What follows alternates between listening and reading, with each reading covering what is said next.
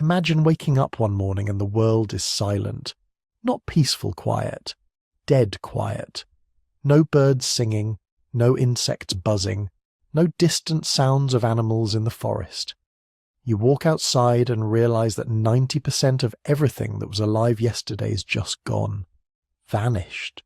Not slowly over decades or centuries, gone in what geologists call an instant, which might mean a few thousand years, maybe a few 100,000.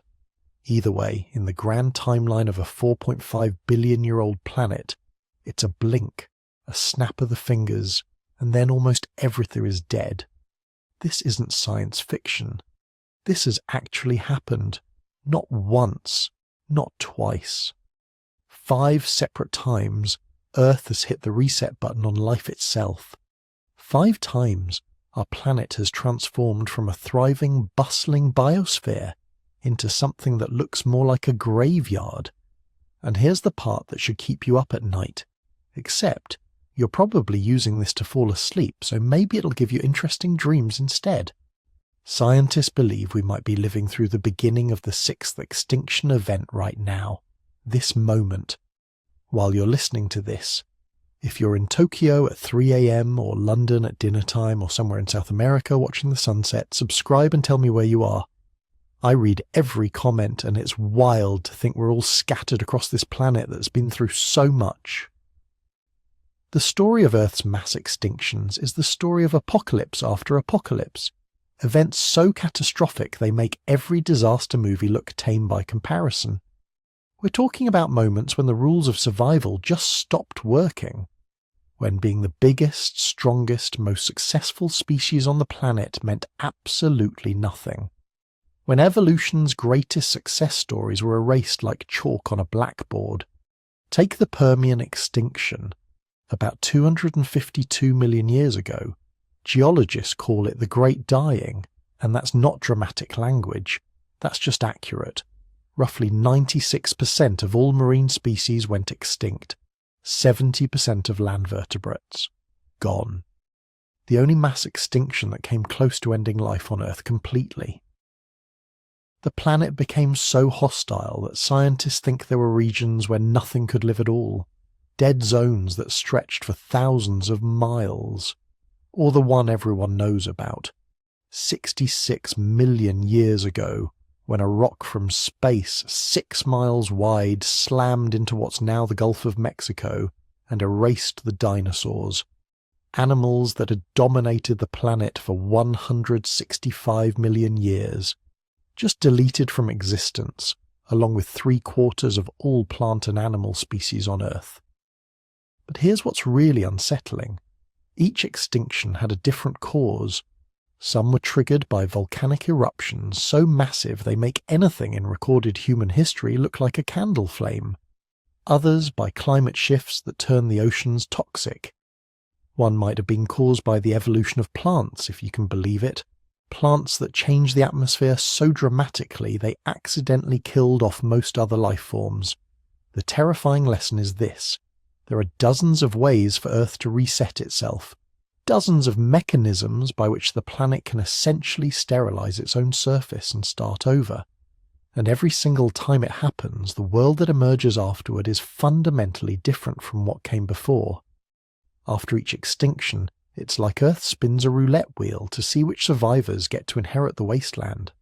Small, seemingly insignificant creatures suddenly find themselves with all the evolutionary space they need to become something new. Our own mammal ancestors were tiny, unremarkable things living in the shadow of dinosaurs. Then the asteroid hit, the dinosaurs died, and those scrappy little survivors eventually evolved into everything from mice to elephants to humans. The question that haunts researchers is simple. What could possibly kill 90% or more of all life on Earth?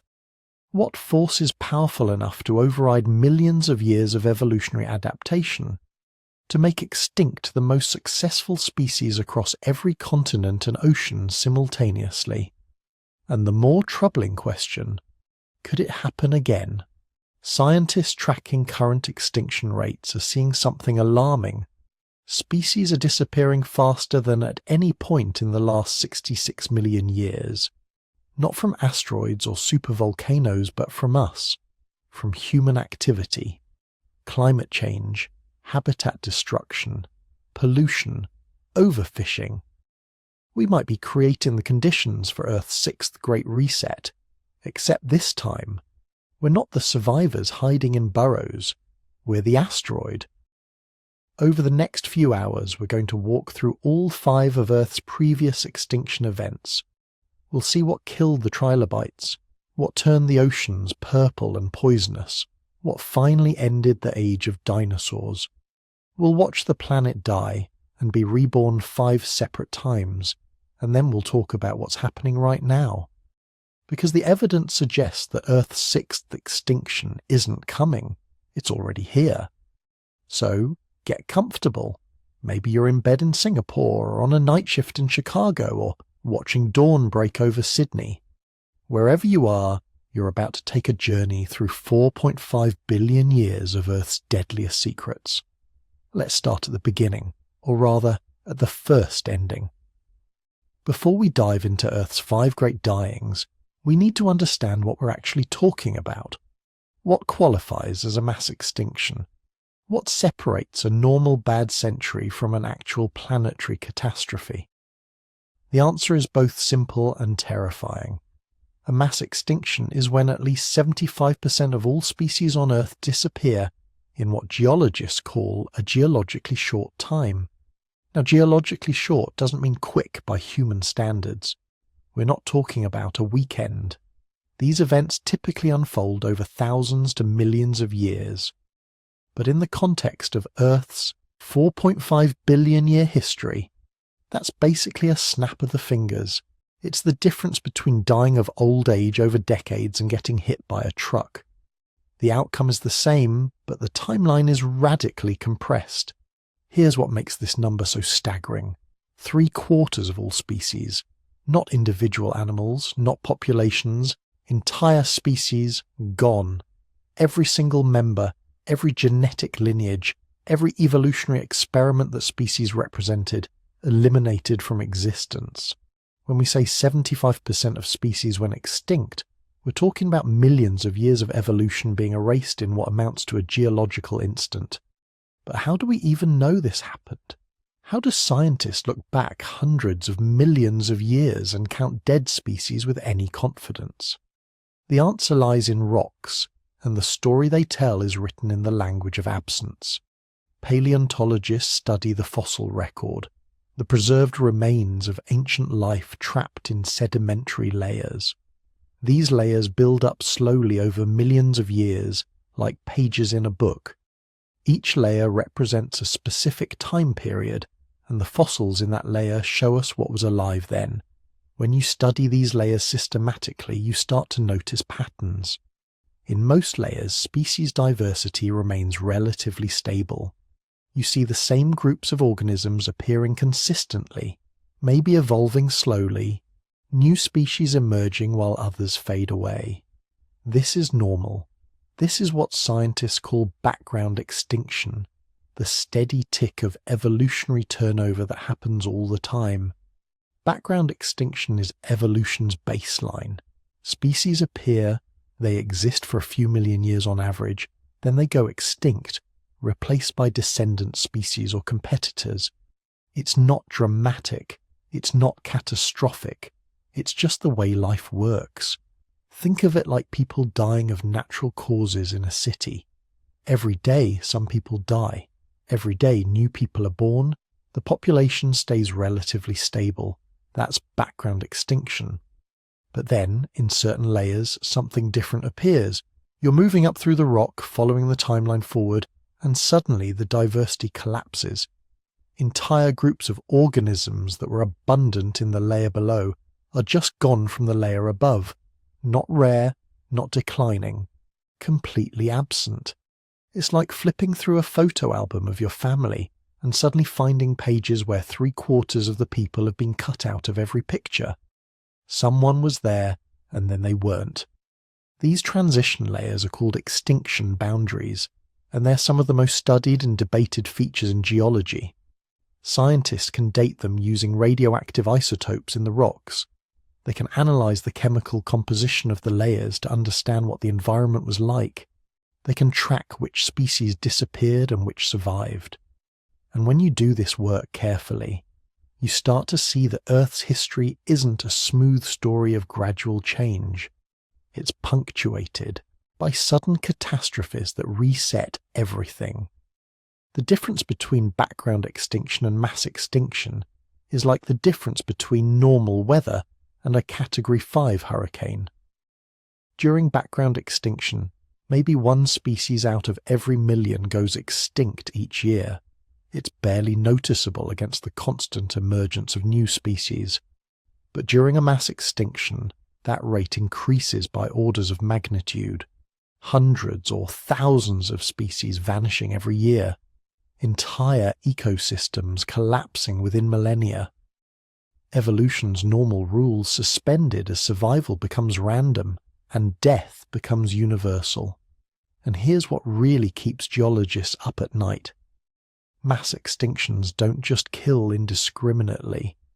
They fundamentally restructure which types of organisms can succeed on Earth. Before a mass extinction, certain groups dominate. They're perfectly adapted to the world as it exists. They've spent millions of years evolving to fit their niches.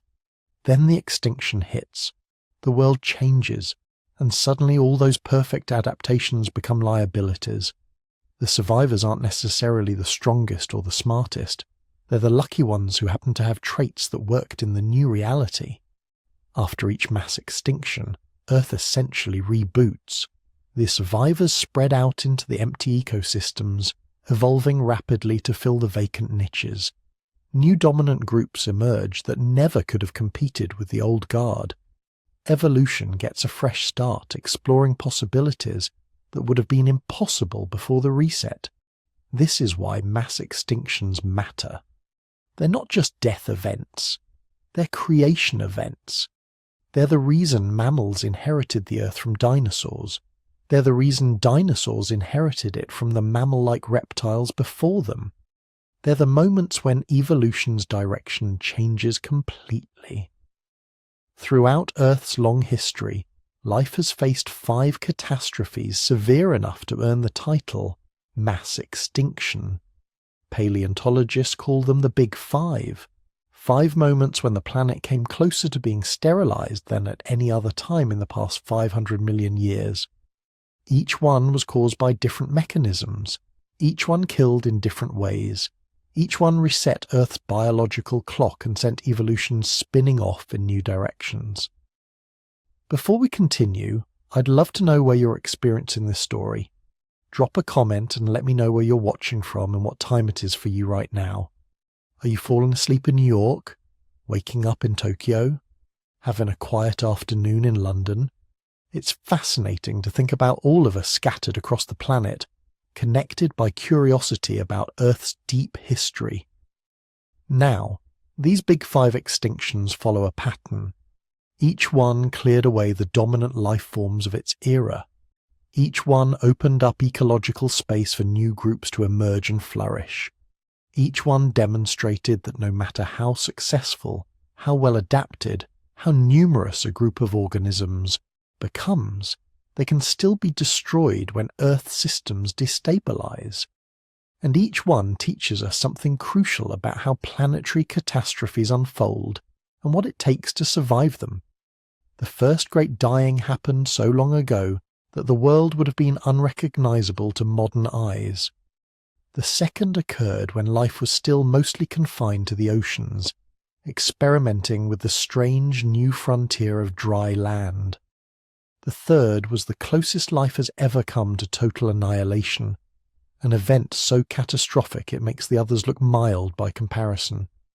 The fourth set the stage for the age of dinosaurs, and the fifth, the most famous, ended that age with apocalyptic finality.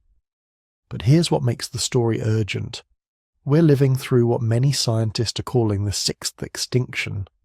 Right now, in our lifetimes, species are disappearing at rates that rival the Big Five.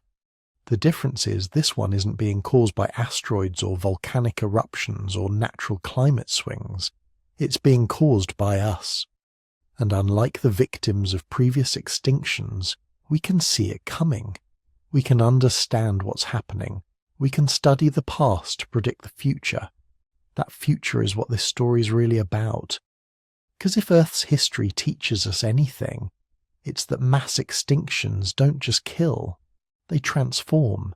They create new worlds from the ruins of old ones, and understanding how that transformation happens, why some lineages survive while others perish, what kind of planet emerges after the catastrophe ends, that knowledge might be the most important thing humanity ever learns. So let's go back to a world so ancient that even the rocks have mostly been destroyed by time. Back to the first moment when Earth looked at the life it had created and decided to start over. Back to 445 million years ago, when something went catastrophically wrong and the first great dying began. Let's go back, way back, 445 million years ago. So far back that the world would be literally unrecognizable to you. Picture this. You're standing on the shore of an ancient continent, but shore is the wrong word because there's nothing alive here. No grass beneath your feet, no trees providing shade, no insects buzzing around, no birds overhead. The land is completely, utterly dead. Just rock, sand, and silence. The only sounds are wind and the crash of waves against barren stone. But turn around. Look at the ocean.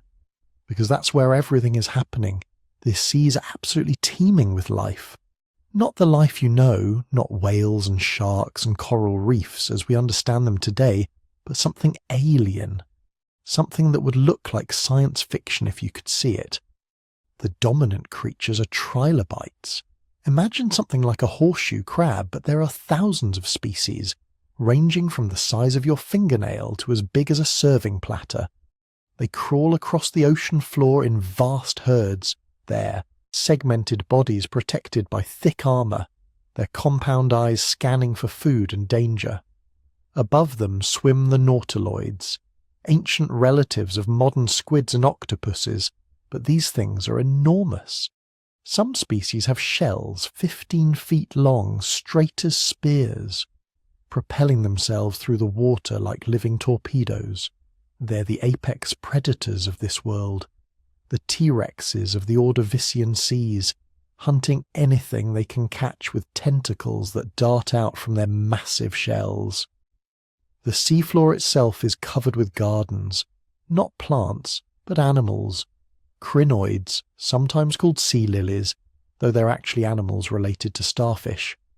They grow in dense forests, their feathery arms filtering microscopic food from the water, swaying in the currents like strange underwater flowers.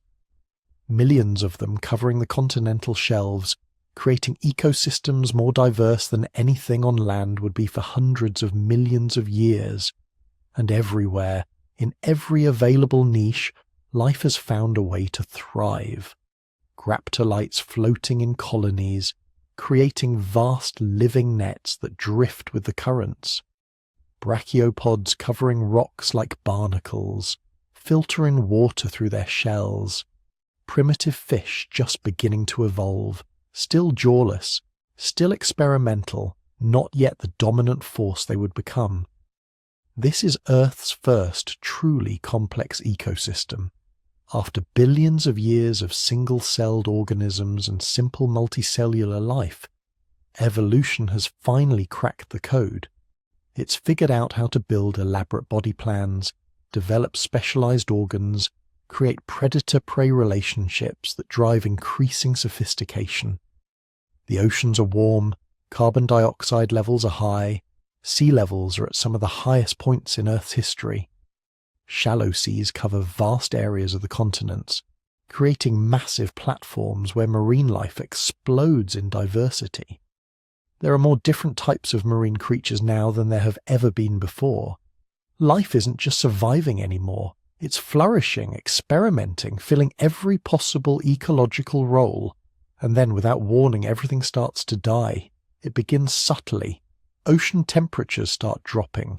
Not everywhere at once, not catastrophically at first, but steadily, year by year, century by century. The warm currents that have circulated for millions of years begin to weaken.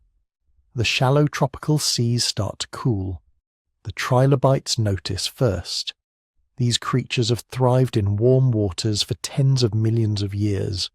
Their entire physiology is optimized for tropical conditions. As temperatures drop just a few degrees, their metabolism slows, reproduction rates decline, eggs that should hatch don't, juveniles that should reach maturity die before reproducing. But the real killer isn't the cold itself, it's what the cold is doing to the ocean. Far to the south, on the ancient supercontinent Gondwana, something unprecedented is happening. Ice is forming, not just winter ice that melts in. Spring, but permanent glaciers. Year after year, snow falls on the southern highlands and doesn't melt. It accumulates, compresses, turns to ice. The ice spreads, flows downhill, begins covering larger and larger areas. This is Earth's first major ice age since complex life evolved, and it's about to get much worse. As the ice sheets grow, they lock up enormous quantities of water. Water that used to be in the oceans is now frozen on land, trapped in glaciers that are growing larger every century. And when you remove water from the ocean, sea levels fall. They don't just fall a little. Over a few 100,000 years, which is basically instantaneous in geological terms, sea levels drop by as much as 300 feet, maybe more, enough to completely drain those shallow continental shelf seas where most marine life has evolved. Imagine you're a trilobite living in one of these shallow seas. For your entire species' existence, spanning millions of years, this has been perfect habitat. Warm, shallow water, plenty of food, stable conditions. Then, within just a few generations, the water starts receding. The sea floor you crawl across begins emerging above the waves. The area you can live in shrinks by 90%, then 95%, then 99%. You're forced into deeper water, colder water, environments you're not adapted for, and you're not alone. Every species that lived in the shallows is being compressed into a smaller and smaller area. Competition becomes intense. Predators are everywhere because prey is concentrated. Food sources collapse because the shallow water organisms they depend on have vanished. Within a few 100,000 years, 60% of all marine genera disappear. Not just individual species, but entire groups of organisms, whole branches of the tree of life, gone forever. But here's where it gets truly terrifying. Just when survivors begin adapting to the new conditions, just when the remaining species start figuring out how to live in this colder, deeper ocean world, the ice melts. It happens fast. Whatever triggered the glaciation, some shift in ocean currents, some change in atmospheric composition, it reverses. The southern hemisphere warms. The massive ice sheets that took hundreds of thousands of years to build collapse in a geological instant. All that locked up water floods back into the oceans. Sea levels rise rapidly, covering the continental shelves again, but now the water is different. It's full of nutrients washed off the newly flooded land. Algae blooms explode. These blooms die, sink to the bottom, and their decomposition sucks oxygen out of the water. The survivors of the first extinction pulse now face dead zones, vast areas of ocean where there's not enough oxygen to support complex life. Fish and trilobites swimming into these zones simply suffocate. Species that had managed to adapt to the cold and the changed sea levels now have to deal with anoxia, toxic conditions, rapid environmental shifts that give evolution. No time to respond. This second pulse finishes what the first one started. When the killing finally stops, 85% of all marine species are extinct. Entire groups of organisms that had dominated the oceans for tens of millions of years are completely wiped out. The great nautiloid predators, gone. Most trilobite families extinct. The graptolite colonies that had filled the open ocean vanished. But what caused this? What triggered the glaciation that set off this cascade of death? The most popular theory is simply that Gondwana drifted over the South Pole. When a large landmass sits at high latitude, ice accumulates. This creates a feedback loop. Ice reflects sunlight, which causes more cooling, which causes more ice formation. The whole planet cools. Sea levels drop, mass extinction begins. But some scientists think something else happened first, something that made the glaciation possible. There's a hypothesis, still debated, still controversial, that Earth was hit by a gamma-ray burst. These are the most energetic events in the universe, created when massive stars collapse into black holes. If one occurred close enough to Earth, within a few thousand light years, the burst of high-energy radiation would strip away part of our ozone layer. Without ozone protection, ultraviolet radiation from the sun would pour through the atmosphere. It wouldn't just kill organisms on land, remember.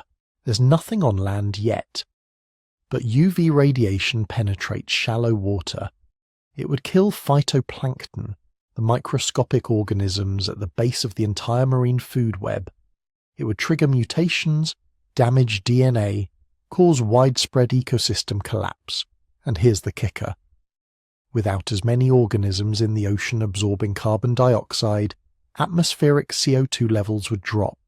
This could trigger cooling, glaciation, the whole extinction cascade. The gamma-ray burst wouldn't directly cause the mass extinction, it would just tip the first domino. The evidence for this is circumstantial. Some Ordovician rocks show signs of extensive UV damage to spores, but spores on land at this time were probably from primitive algae or fungus, and proving they died from a gamma-ray burst hundreds of millions of years later is nearly impossible. What we know for certain is that something triggered rapid glaciation, and that glaciation nearly emptied the oceans of complex life. But nearly isn't the same as completely.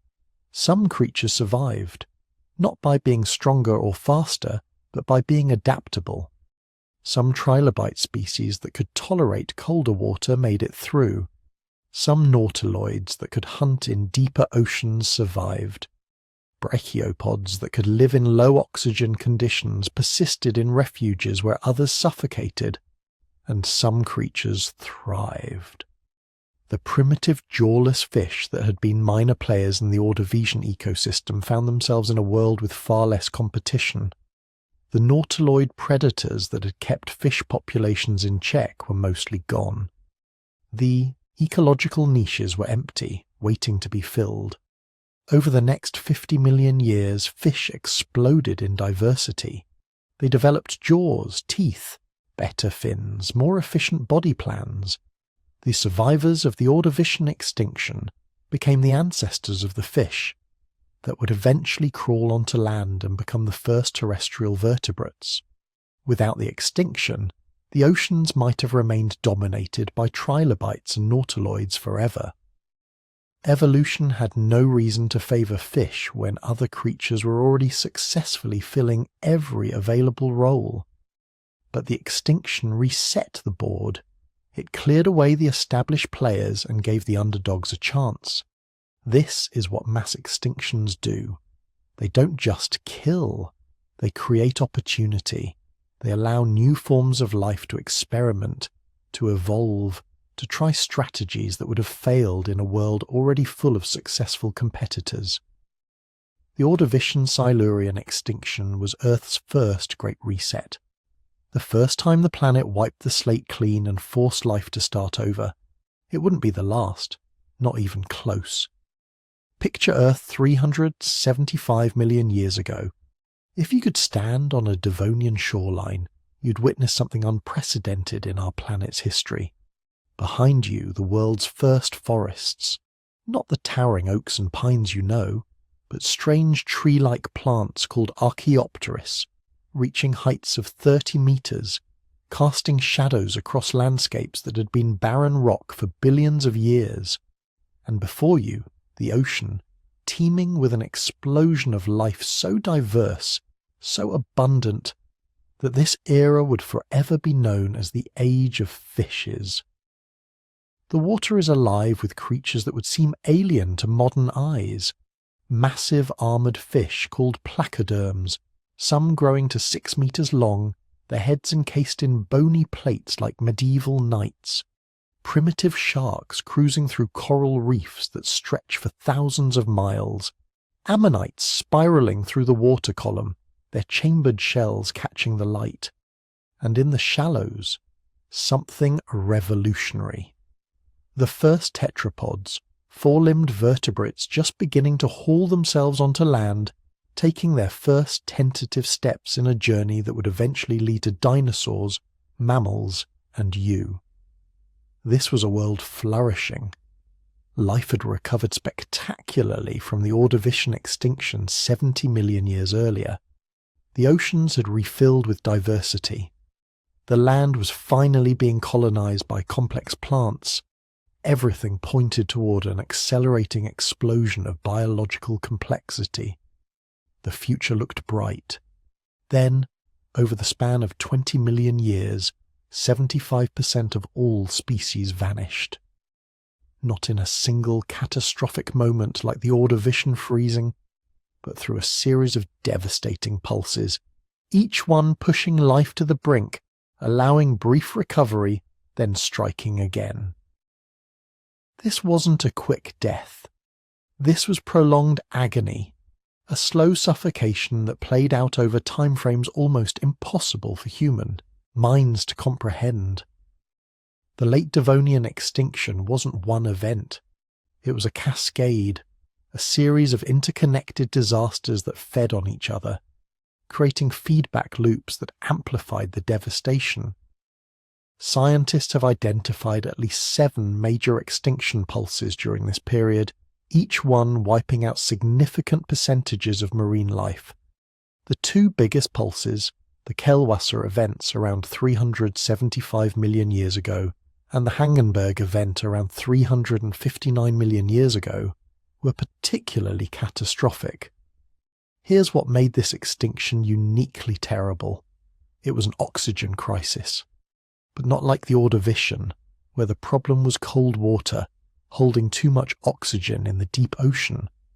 This time, vast stretches of the ocean were losing their oxygen entirely, becoming what scientists call anoxic zones, dead zones where nothing could breathe, nothing could survive. Imagine you're a placoderm, one of those massive armoured fish that rule the Devonian seas. You've been swimming these waters for your entire life, feeding on smaller fish, navigating by instinct through familiar territory. Then one day, you notice something wrong. The water tastes different. Your gills are working harder, pulling in water but extracting less oxygen. You swim toward the surface, seeking relief, but it doesn't help. The oxygen isn't just scarce at depth, it's disappearing throughout the entire water column. Other fish are around you, all showing the same distress. Gasping, swimming erratically, some floating belly up. The reef below, usually vibrant with colour and movement, is silent. Corals, normally filtering water with thousands of tiny polyps, have retracted. Sponges that would normally be pumping water through their bodies have shut down.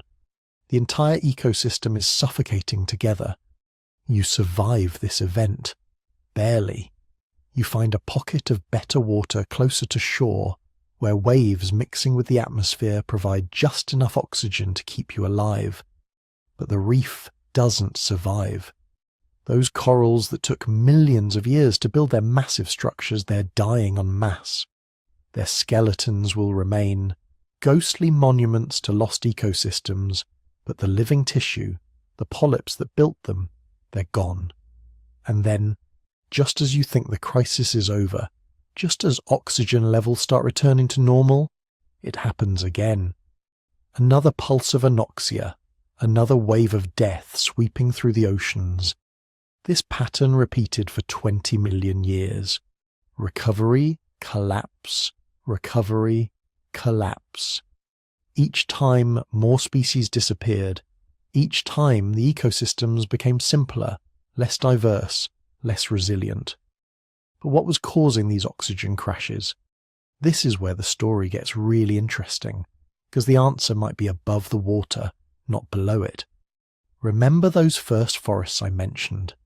Those Archaeopteris trees spreading across previously barren continents? They were changing everything. For billions of years, Earth's land surfaces had been essentially lifeless rock. Some bacteria, maybe primitive mosses in wet areas, but nothing substantial. Then came the Devonian plant revolution, real roots penetrating deep into soil, real leaves capturing sunlight, real trees creating the first true forests in Earth's history. This seems like it should be good news, right? More plants mean more photosynthesis, more oxygen, more food for the base of the food chain, but evolution doesn't always work out neatly. Those first forests were doing something unprecedented to the planet's chemistry, and they were doing it on a massive scale. Trees have roots, deep roots that break apart rock, creating soil. But they're not just passively sitting there. They're actively dissolving minerals from the rock, pulling out nutrients they need to grow. This process, called chemical weathering, releases massive amounts of nutrients into the environment. And where do those nutrients go? Into rivers, and from rivers into the ocean. Now imagine this happening across every continent simultaneously. Millions of years of accumulated rock dust and dissolved minerals washing into the seas. The oceans are suddenly getting an enormous influx of nutrients, particularly phosphorus and nitrogen, the very elements that limit how much life can exist in water. In the modern world, we call this eutrophication. It happens when agricultural runoff or sewage dumps excess nutrients into lakes or coastal waters. At first it seems great. Algae blooms explode, turning the water green with life. But then those algae die. They sink to the bottom, where bacteria decompose them, and that decomposition consumes oxygen. Lots of oxygen. Scale that process up to planetary levels, and you get what happened in the late Devonian. Massive algae blooms fertilized by nutrient runoff from the first forests. Then massive die-offs as those blooms collapsed. Then bacterial decomposition consuming oxygen faster than it could be replenished, creating anoxic zones that spread across thousands of miles of ocean floor. The reef ecosystems were particularly vulnerable. Corals need clear, clean, oxygen-rich water. They can't survive algae blooms blocking the sunlight. They can't tolerate low oxygen levels, and they definitely can't handle the chemical changes that come with anoxic conditions. The Great Devonian reefs, structures that had taken millions of years to build, collapsed over the span of a few thousand years. And here's the truly staggering part. After the late Devonian extinction, reef ecosystems essentially disappeared for 100 million years. Think about that time frame. 100 million years. That's longer than the entire age of dinosaurs, longer than the span from the first mammals to today. For 100 million years, the oceans had no significant reefs, no massive carbonate structures built by coral colonies. The ecological niche was simply gone, wiped clean. But the forest nutrient hypothesis isn't the only explanation scientists have proposed. Some evidence points to volcanic activity, massive eruptions in what's now Siberia, releasing toxic gases and ash into the atmosphere. Others suggest asteroid impacts. At least 2 impact craters have been dated to the late Devonian period, though whether they caused the extinctions or merely coincided with them remains unclear. The truth is probably all of the above. A perfect storm of environmental stresses. Volcanic eruptions pumping carbon dioxide and sulfur into the atmosphere, changing the climate. Forests altering the chemistry of runoff entering the oceans. Possible asteroid impacts delivering additional shocks to already stressed ecosystems. And each of these factors amplifying the others, creating feedback loops that push the planet into repeated crises. Some researchers have even proposed that the forests themselves might have cooled the planet too effectively. By pulling carbon dioxide out of the atmosphere through photosynthesis and chemical weathering, They could have triggered periods of global cooling, and we know from the Ordovician extinction that rapid climate swings are deadly for marine life. But here's where the story takes a strange turn. While 75% of species were disappearing, while reef ecosystems were collapsing, while the oceans were suffocating, one particular group of creatures was doing just fine. Those early tetrapods, the first vertebrates learning to live on land, they were thriving. The late Devonian extinction was primarily a marine event. Life on land, still relatively simple and sparse, was less affected, and those first four-legged pioneers found themselves with new opportunities.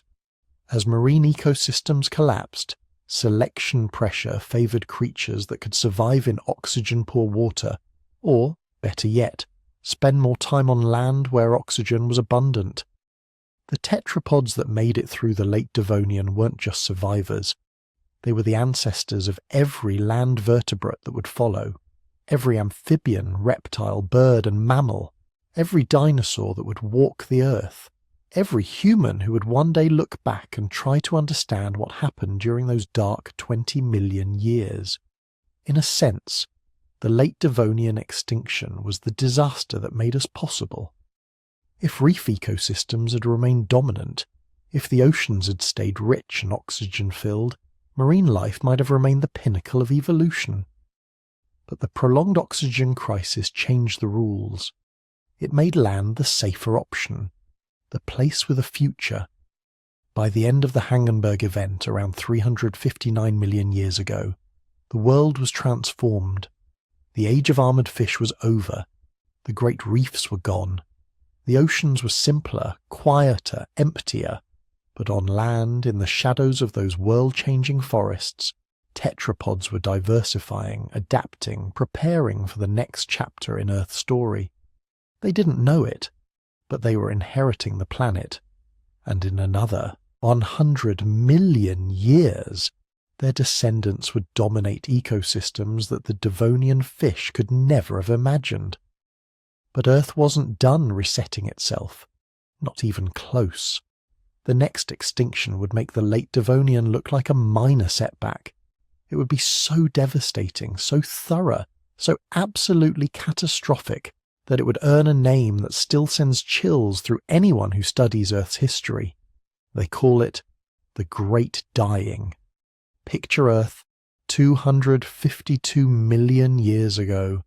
Not the Earth you know with its familiar continents scattered across blue oceans. This was a completely different planet. All the land masses had crashed together into one colossal supercontinent called Pangaea. From pole to pole, from the eastern shore to the western coast, you could theoretically walk across the entire world without ever getting your feet wet. And it was dying. Not slowly, not gradually. This was death on a scale that makes every other extinction event look like a warm-up. By the time it was over, 96% of all species in the ocean would be gone. 70% of all species on land would be extinct. Entire ecosystems would vanish so completely that we barely have fossil evidence they ever existed. This wasn't a reset. This was nearly a complete shutdown. Earth came closer to becoming a sterile rock than at any other point in its history. We call it the Permian-Triassic extinction, but the geologists who study it have another name for it: the Great Dying. Here's what makes this so terrifying. It wasn't caused by an asteroid. No giant space rock slamming into the planet. No single catastrophic impact that you could point to and say, that's what did it. This was something worse. Something that came from within the Earth itself. Something that, once it started, couldn't be stopped. The Permian period had been relatively good times for life on Earth. The oceans were full of bizarre creatures. Trilobites, those armoured arthropods that had survived for 300 million years, were still crawling across the sea floor. Massive reefs built by strange organisms called rugose corals stretched for thousands of miles. The seas teemed with fish, sharks, and enormous nautiloids, squid-like predators that grew up to 20 feet long. On land, things were even weirder. The ancestors of mammals were the dominant vertebrates, not dinosaurs. Those wouldn't evolve for millions of years. Instead, you had creatures like gorgonopsids, saber-toothed predators that looked like a nightmare crossed between a lion and a reptile. Huge herbivores the size of hippos browsed on the tough vegetation. Insects buzzed through forests of primitive conifers and seed ferns. Life had conquered the land completely, spreading across Pangaea in all its strange and wonderful forms. Then, in what is now Siberia, the ground began to crack open. Not just a few volcanoes, not a single eruption. An area roughly the size of Europe started bleeding magma. Fissures hundreds of miles long opened up, pouring out lava in quantities that defy comprehension. Over the course of 1,000,000 years, maybe less, these Siberian traps, as they're now called, would vomit out enough lava to cover the entire United States in a layer of rock 500 feet thick. Think about that for a moment. 1,000,000 years sounds like a long time, and it is from a human perspective. But geologically it's nothing. It's instantaneous. And for every year of that 1,000,000-year eruption, massive amounts of lava were flooding across the landscape, burying everything in its path, turning forests into charcoal, boiling rivers, creating a vision of hell that would have impressed Dante. But the lava wasn't even the main problem. What killed the planet was what came with it. Every time magma forces its way to the surface, it brings gases with it. Carbon dioxide, sulfur dioxide, hydrogen chloride, all the volatile compounds that had been dissolved in the molten rock deep underground. During a normal volcanic eruption, you get a temporary spike in these gases, enough to affect local climate maybe, to cause some acid rain in the immediate area. Then it's over. The volcano goes dormant, and the Earth's natural systems absorb and neutralize the gases over a few years or decades. The Siberian traps erupted for 1,000,000 years. The gases didn't have time to be absorbed. They just kept accumulating, kept building up in the atmosphere, kept pushing Earth's climate further and further beyond any stable state. The sulfur dioxide hit first. Within years of the initial eruptions, it was combining with water vapor in the atmosphere to create sulfuric acid. Not in some laboratory, in the sky. Clouds became weapons. When it rained, it was acid rain so corrosive it could strip leaves off trees, kill fish in lakes and rivers, dissolve the shells of marine organisms. The oceans along the coast began turning acidic, making it impossible for anything with a calcium carbonate shell to survive. Entire reef systems began dissolving, literally melting into the increasingly hostile water. But that was just the beginning. The eruptions were so massive, so violent, that they were injecting chemicals directly into the stratosphere. Up there, 10 miles above the surface, sulfur compounds began reacting with ozone, destroying the protective layer that shields life from the sun's ultraviolet radiation. Within a few thousand years, large portions of the ozone layer had been stripped away. Now the sun itself became deadly. UV radiation intense enough to cause mutations, to burn through skin and leaf tissue, to damage DNA directly. Life that had evolved in the shade of a protective atmosphere suddenly found itself exposed to sterilizing radiation. And then came the carbon dioxide. Billions of tons of it, released year after year, century after century. At first the ocean absorbed a lot of it, but that just made the ocean acidification worse. Eventually, the oceans became saturated. They couldn't absorb anymore. The CO2 began accumulating in the atmosphere, building up, creating a greenhouse effect that pushed global temperatures higher and higher. The best estimates suggest that global average temperatures rose by 10 to 15 degrees Celsius. That might not sound like much, but remember, this is the global average. Near the equator, temperatures probably exceeded 50 degrees Celsius, 122 degrees Fahrenheit, in the shade. The interior of Pangaea became essentially uninhabitable. a dead zone where daytime temperatures were hot enough to kill anything that couldn't find deep caves or underground refuges. But even if you could survive the heat, you still had to breathe, and this is where things got truly apocalyptic. As the oceans warmed, something terrible began happening in the deep water. For hundreds of millions of years, ocean currents had been cycling cold, oxygen-rich water from the poles down to the deep sea, keeping even the deepest parts of the ocean oxygenated. But now, with temperatures skyrocketing, that circulation began to break down. The deep oceans became stagnant. Without oxygen, anaerobic bacteria took over. These bacteria don't breathe oxygen. They breathe sulfur compounds, and their waste product is hydrogen sulfide, poison gas, the same stuff that smells like rotten eggs, but in concentrations that are lethal to almost everything else. The deep oceans began filling with hydrogen sulfide, and then it started bubbling up to the surface. Within a few thousand years, massive blooms of sulfur bacteria had turned large portions of the ocean purple. Not a healthy colour. This was the colour of death. The hydrogen sulfide didn't stay in the water. It began escaping into the atmosphere. Coastal areas were poisoned.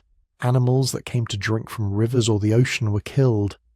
The gas rose into the atmosphere, where it further damaged the ozone layer, creating a feedback loop of destruction. Marine life died in staggering numbers. The trilobites, those resilient creatures that had survived every previous extinction event, finally went extinct, every single species gone. The great reefs collapsed completely, leaving nothing but rubble on the seafloor. Fish died en masse.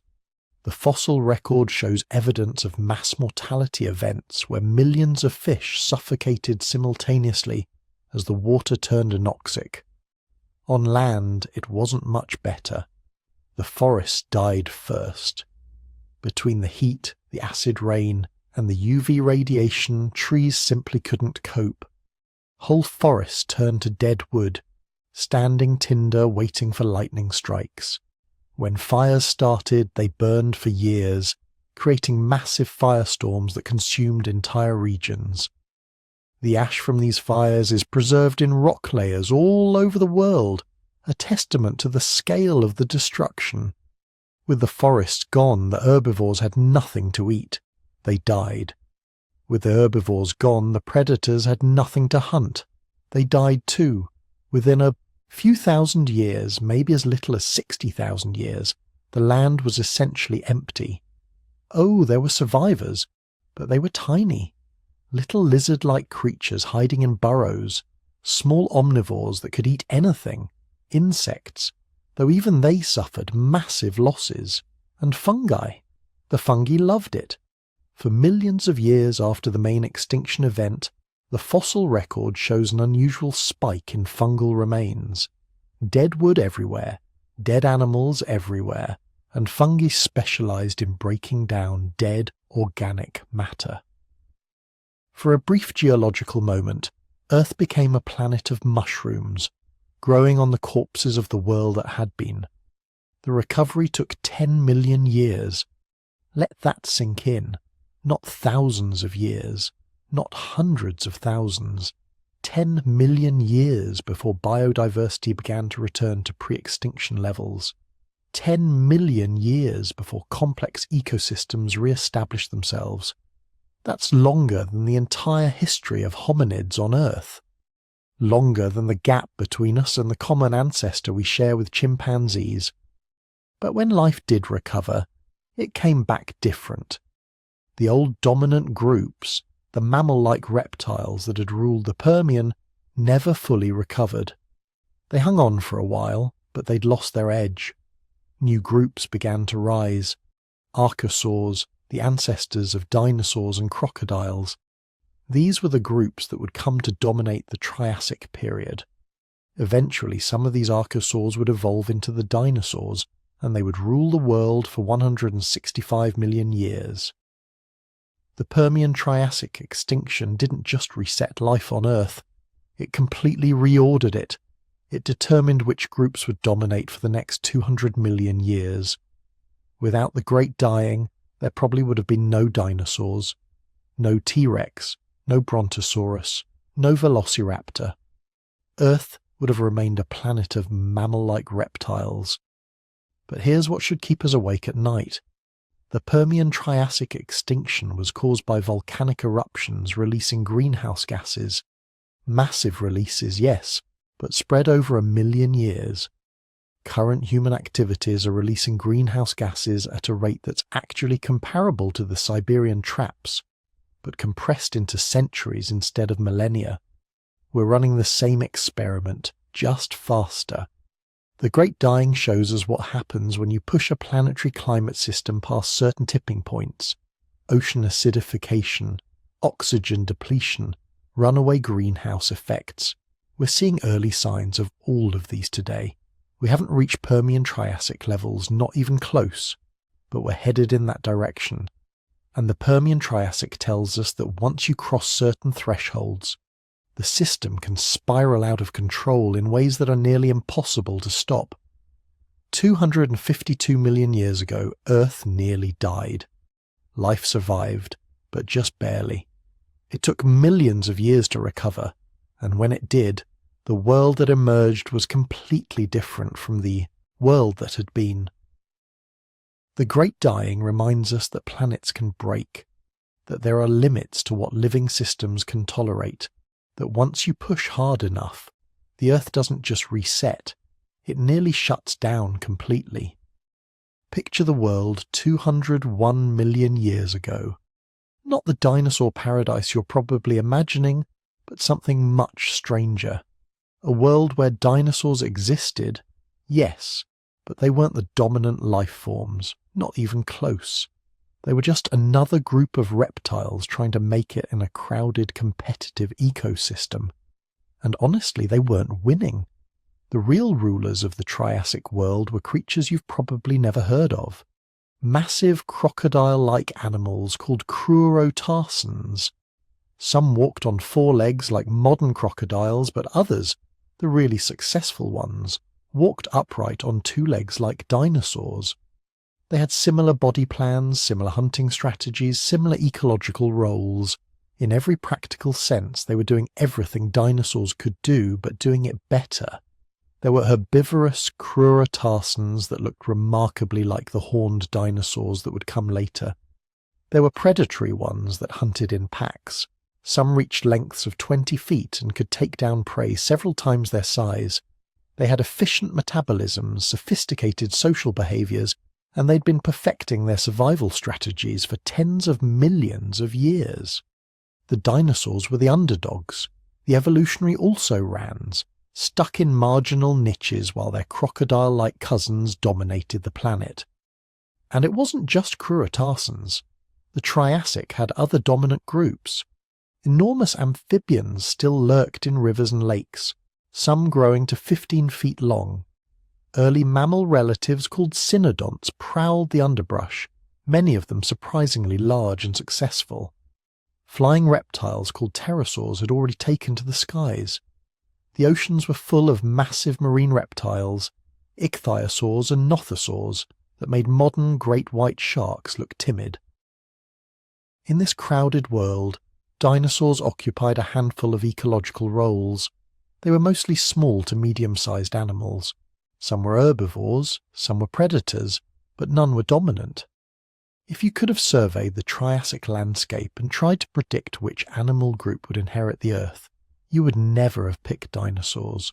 They simply weren't special enough, weren't successful enough, weren't dominant enough. But evolution doesn't care about who deserves to win. It only cares about who survives. And what happened next changed everything.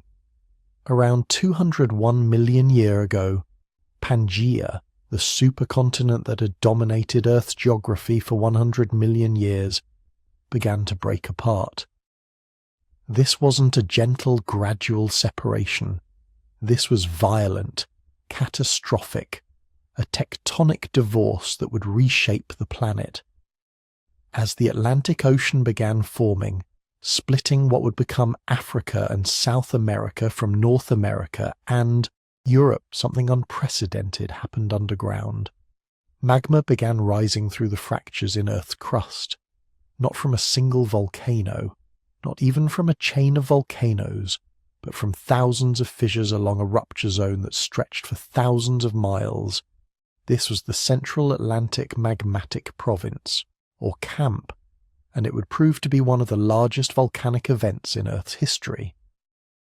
Over the course of maybe 500,000 years, though the worst of it probably happened much faster, these eruptions poured out enough lava to cover an area the size of Europe several feet deep. Now, if you're thinking that's not so bad, remember what you learned from the Permian extinction. The lava itself wasn't the problem. The real killers were the gases. Those fissure eruptions release staggering amounts of carbon dioxide, sulfur dioxide, and other volatile compounds directly into the atmosphere. The chemical signature preserved in rocks from this period tells a story of environmental chaos that makes modern climate change look like a minor inconvenience. The first wave of killing came from sulfur dioxide. When it reached the upper atmosphere, it created aerosols that reflected sunlight back into space. Global temperatures plummeted. Some estimates suggest cooling of 5 to 10 degrees Celsius in just a few years. For animals adapted to the warm, relatively stable Triassic climate, this was catastrophic. But here's where it gets really diabolical. The sulfur aerosols only stayed in the atmosphere for a few years, maybe a decade. Then they rained out as sulfuric acid, devastating terrestrial and marine ecosystems. And once they were gone, all that carbon dioxide was still there, waiting. Global temperatures rebounded, but they didn't just return to normal, they shot past it. The CO2 created a greenhouse effect that raised temperatures 3 to 6 degrees above pre-eruption levels. So within maybe 20 or 30 years, the world went from normal to freezing to lethally hot. But it didn't stop there. The eruptions were episodic, coming in pulses separated by decades or centuries. Each new pulse meant another round of cooling followed by warming. Climate whiplash on a scale that makes the ice ages look gentle. Ocean chemistry went haywire. The carbon dioxide dissolved in seawater, creating carbonic acid and driving ocean acidification. Coral reefs, which had been slowly recovering since the Permian extinction, collapsed again. Marine ecosystems that depended on calcium carbonate, anything with shells or external skeletons, struggled to survive. The oxygen content of the oceans fluctuated wildly.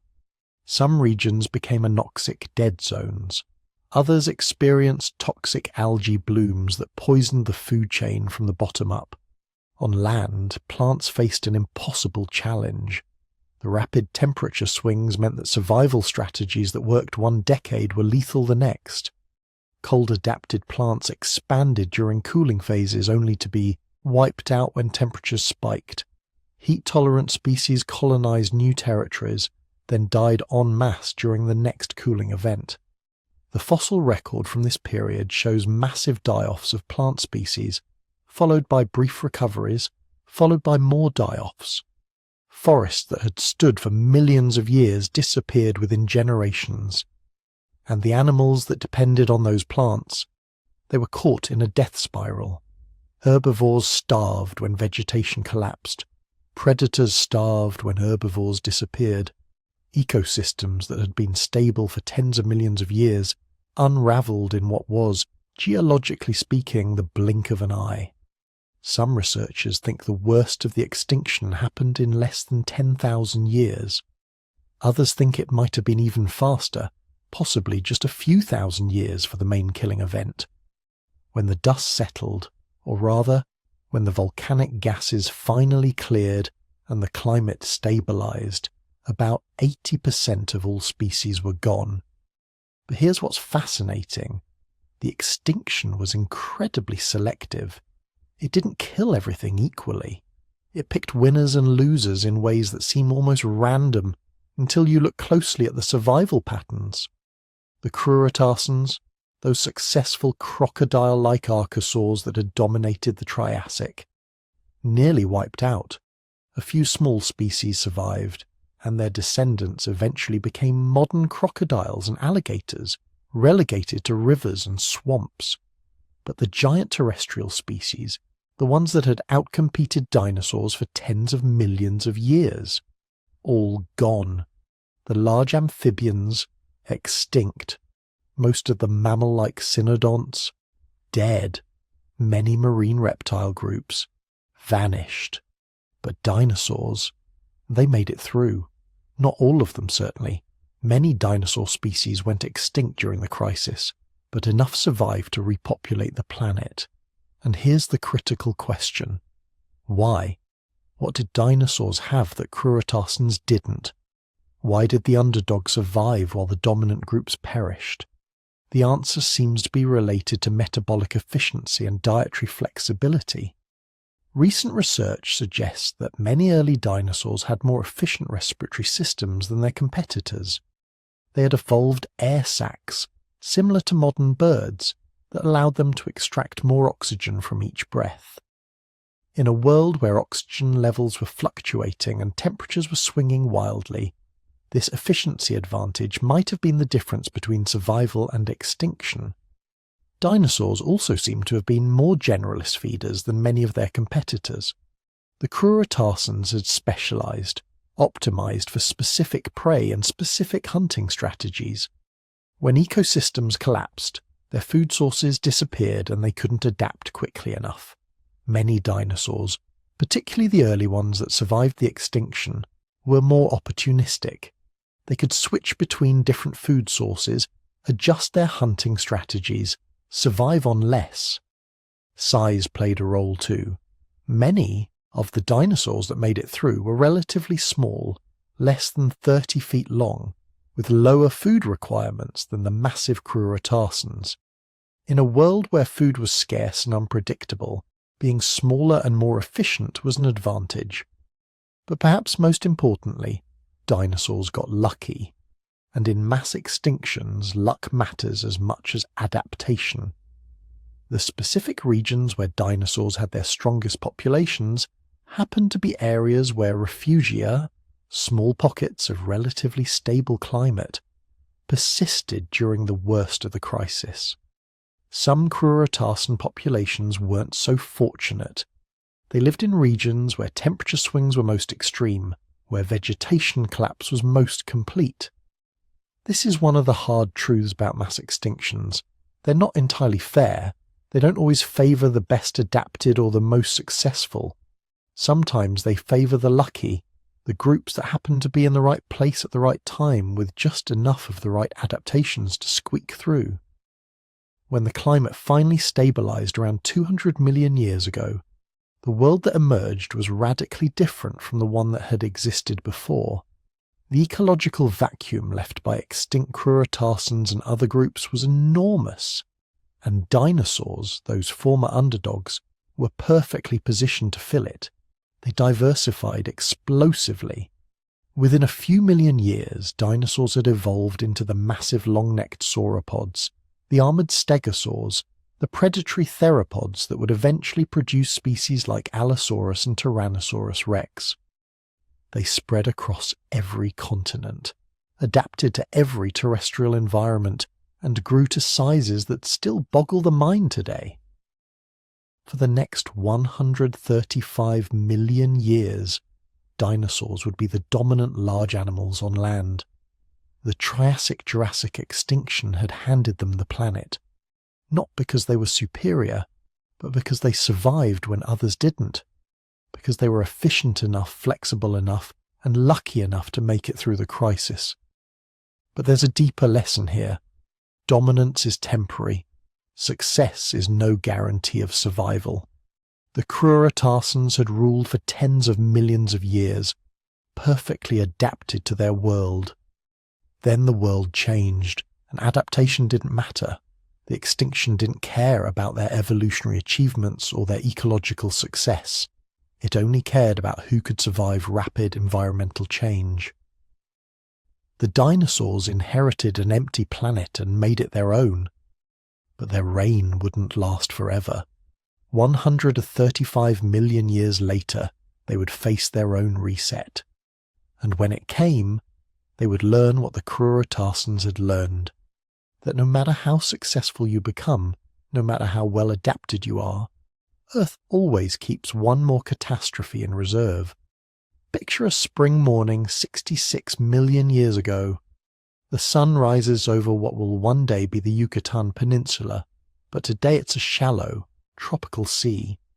The water is warm, crystal clear, teeming with ammonites and ancient fish. On the shores, flowering plants, a relatively new invention of evolution, bloom in colours the world has rarely seen before. Insects hum between the flowers. Birds, descendants of earlier dinosaurs, sing from the trees. Inland, across the vast forests and plains of late Cretaceous Earth, the dinosaurs rule. And not just rule, they thrive. This isn't the twilight of the dinosaur age. This is their golden hour. Tyrannosaurus rex stalks through the forests of what will become North America, the apex predator of a sophisticated ecosystem. Triceratops herds migrate across seasonal grasslands, following the rains. In South America, the massive titanosaurs, the largest animals ever to walk on land, strip leaves from trees 40 feet above the ground. The dinosaurs have been the dominant land animals for 165 million years. For context, humans have only existed for about 300,000 years. The dinosaurs had already been running the planet for over 500 times longer than we've existed. They're not declining. They're not struggling. They're at the height of their evolutionary success, diversifying into new forms, adapting to new environments, spreading into every available ecological niche. Then, in a single morning, everything ends. At 10:47 a.m., give or take a few minutes, because who's really keeping time, a rock from space hits the shallow sea off the Yucatan. It's been travelling through the solar system for billions of years, an asteroid 10 kilometres wide, roughly the height of Mount Everest. It's been falling toward Earth for months, maybe years, growing brighter in the sky night by night. Some dinosaurs might have noticed it, that increasingly bright star that never moved with the others, but they had no concept of what it meant. The asteroid hits the ocean at 20 kilometers per second. That's 45,000 miles per hour. At that speed, air can't get out of the way fast enough. It compresses in front of the asteroid until it becomes a plasma, hotter than the surface of the sun. The rock itself doesn't slow down. It doesn't splash into the water. It punches through the ocean like the ocean isn't even there, vaporizing millions of gallons of seawater instantly, and slams into the limestone bedrock below. The impact releases the energy of approximately 10 billion Hiroshima bombs, all at once, in a single point. Within microseconds, a crater 20 kilometers deep and 100 kilometers wide explodes into existence. Rock that has been solid for hundreds of millions of years simply ceases to exist, converted to plasma and vapor. The bedrock underneath, compressed beyond anything possible under normal conditions, rebounds like a springboard, creating a peak in the center of the crater that rises 10 kilometers high before collapsing. The energy from the impact has to go somewhere. It radiates outward in every direction at once. Within seconds, everything within 1,000 kilometers is simply obliterated. Not burned, not destroyed, obliterated, cease to exist.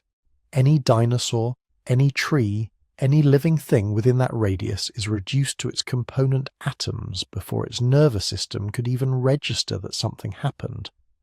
But that's just the beginning.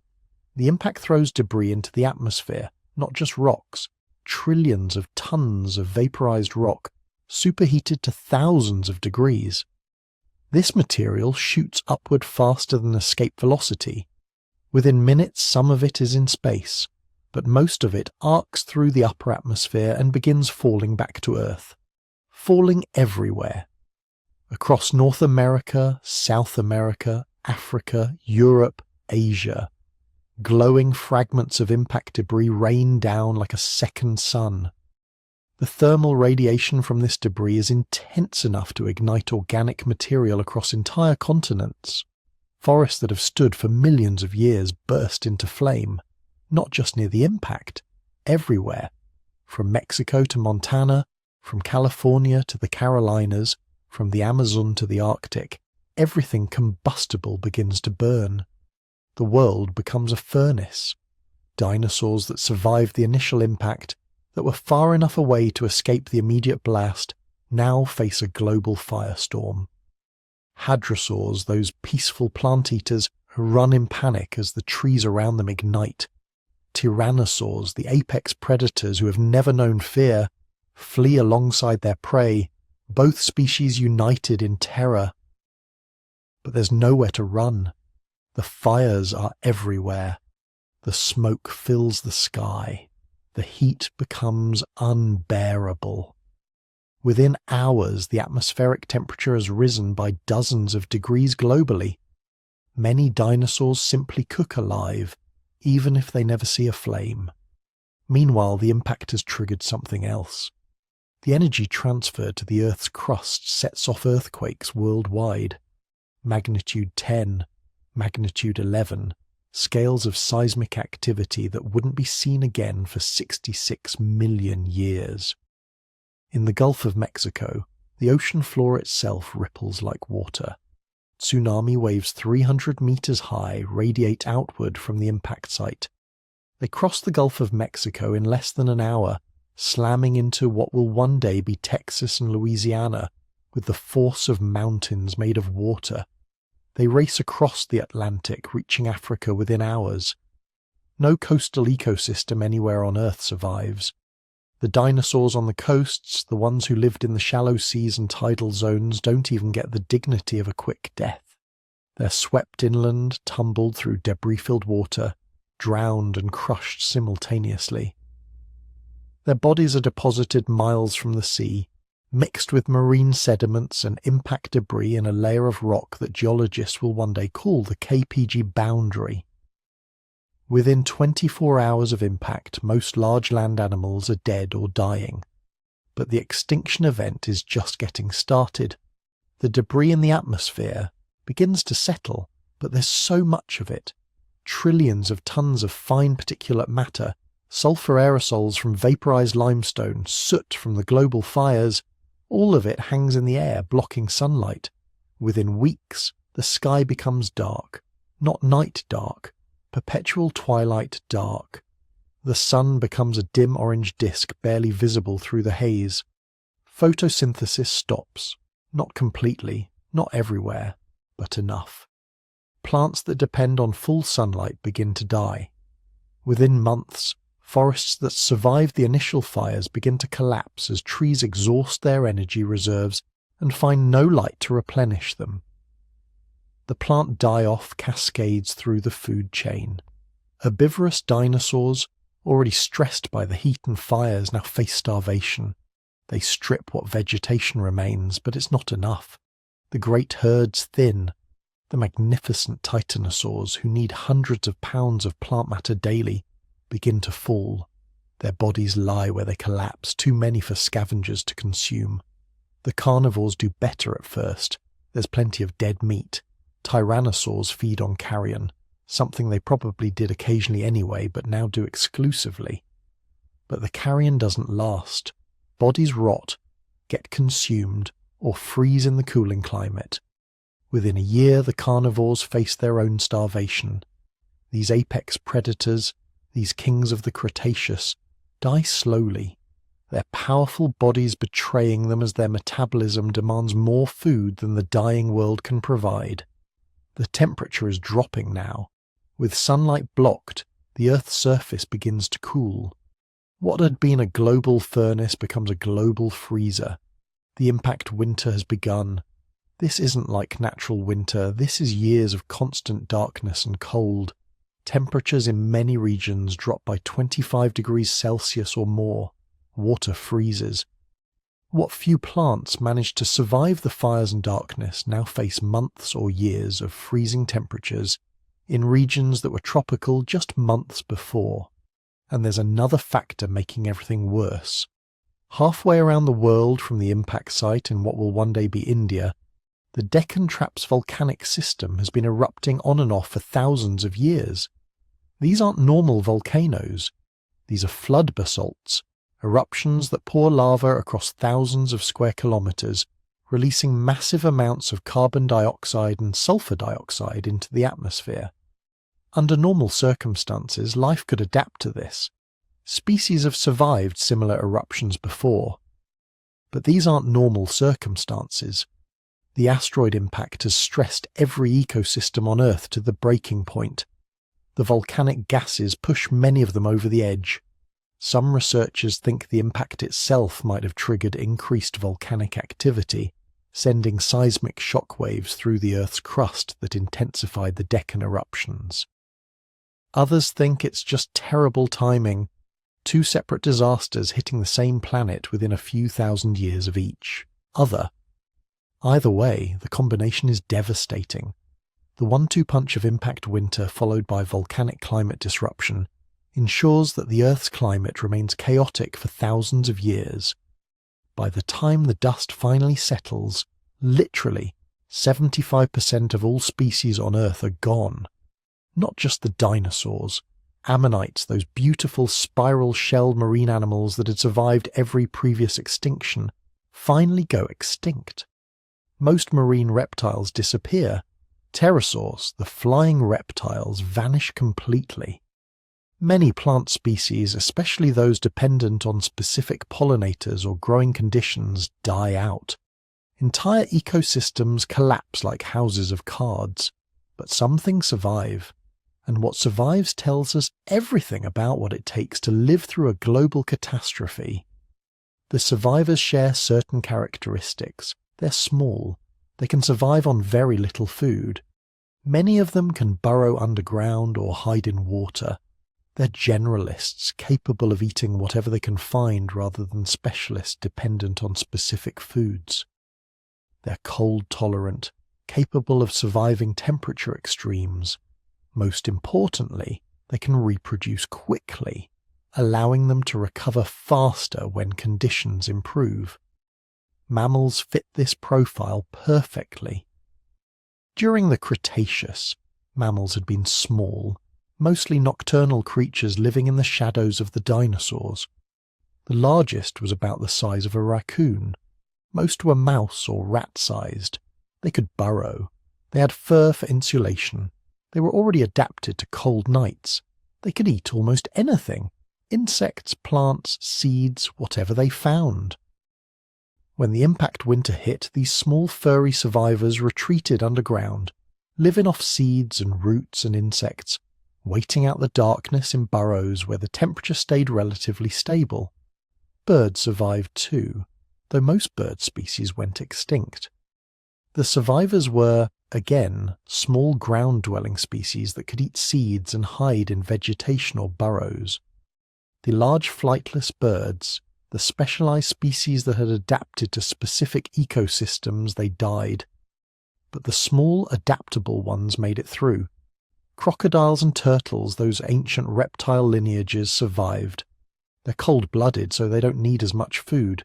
They can brumate, entering a state of dormancy during cold or harsh conditions. They can eat carrion when necessary. Crocodiles can go months without eating. These traits, which might seem like disadvantages during normal times, became life-saving during the catastrophe. In the oceans, the survivors were similar.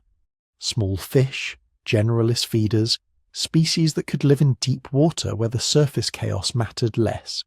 Sharks survived, those ancient predators whose basic body plan had already been working for hundreds of millions of years. Some marine mammals, early ancestors of whales, made it through. The coral reefs mostly died, but some corals survived in deeper water and would eventually recolonize the shallows. When the skies finally cleared, maybe 10 years after impact, maybe 100, the survivors emerged into a transformed world. The dominant life forms of the Cretaceous were gone. The age of dinosaurs was over. But for the survivors, this was an opportunity. With the dinosaurs gone, ecological niches stood empty. Forests began to recover, starting with fast-growing ferns and eventually rebuilding into complex ecosystems. And the mammals, those small furry survivors, began to diversify. Within a few million years, mammals would evolve into forms that would have been impossible while the dinosaurs lived. Some became large herbivores, filling the niches left by sauropods and hadrosaurs. Others became predators. Within 10 million years, some mammals were as large as bears. Within 25 million years, some were as large as elephants. The ancestors of whales returned to the sea. The ancestors of bats took to the air. And one small group of tree-dwelling mammals developed forward-facing eyes, grasping hands, and unusually large brains. They would eventually become primates, and much later, after many more millions of years of evolution, they would become us. We exist because a rock from space killed the dinosaurs. That's not speculation or theory. That's documented fact written in rock layers around the world. Without the Cretaceous-Paleogene extinction, mammals would still be small nocturnal creatures hiding from dinosaurs. There would be no primates, no humans, no civilization. The most catastrophic event in the last 100 million years created the conditions for our existence, but it also teaches us something terrifying. Earth's reset button can be pushed at any moment, and when it is, size and strength mean nothing. Dominance means nothing. What matters is adaptability, resilience, the ability to survive when everything goes wrong. The dinosaurs ruled for 165 million years and disappeared in decades. The question hanging over us now is simple. When Earth's next reset comes, will we be the dinosaurs or the mammals? Picture the planet right now, seen from far above. City lights glowing like constellations. Cargo ships crawling across the oceans like slow-moving insects. Highways glowing faintly in the dark, tracing out the veins of a very strange new ecosystem. Now zoom the camera down, into a rainforest that used to be continuous, green, uninterrupted horizon. Now sliced into fragments by roads, mines, plantations, into coral reefs that once looked like underwater cities of colour and life, now bleached white like bone, into grasslands turned to dust, wetlands drained to fields, rivers dammed into silent artificial lakes. Life is still everywhere. Birds still sing, trees still grow, fish still swim, but the numbers are different. If you could see species the way a geneticist does, as data points on a long timeline, you'd notice something deeply unsettling. The dots are disappearing. Fast. Scientists call it the extinction rate, the pace at which species vanish from the planet.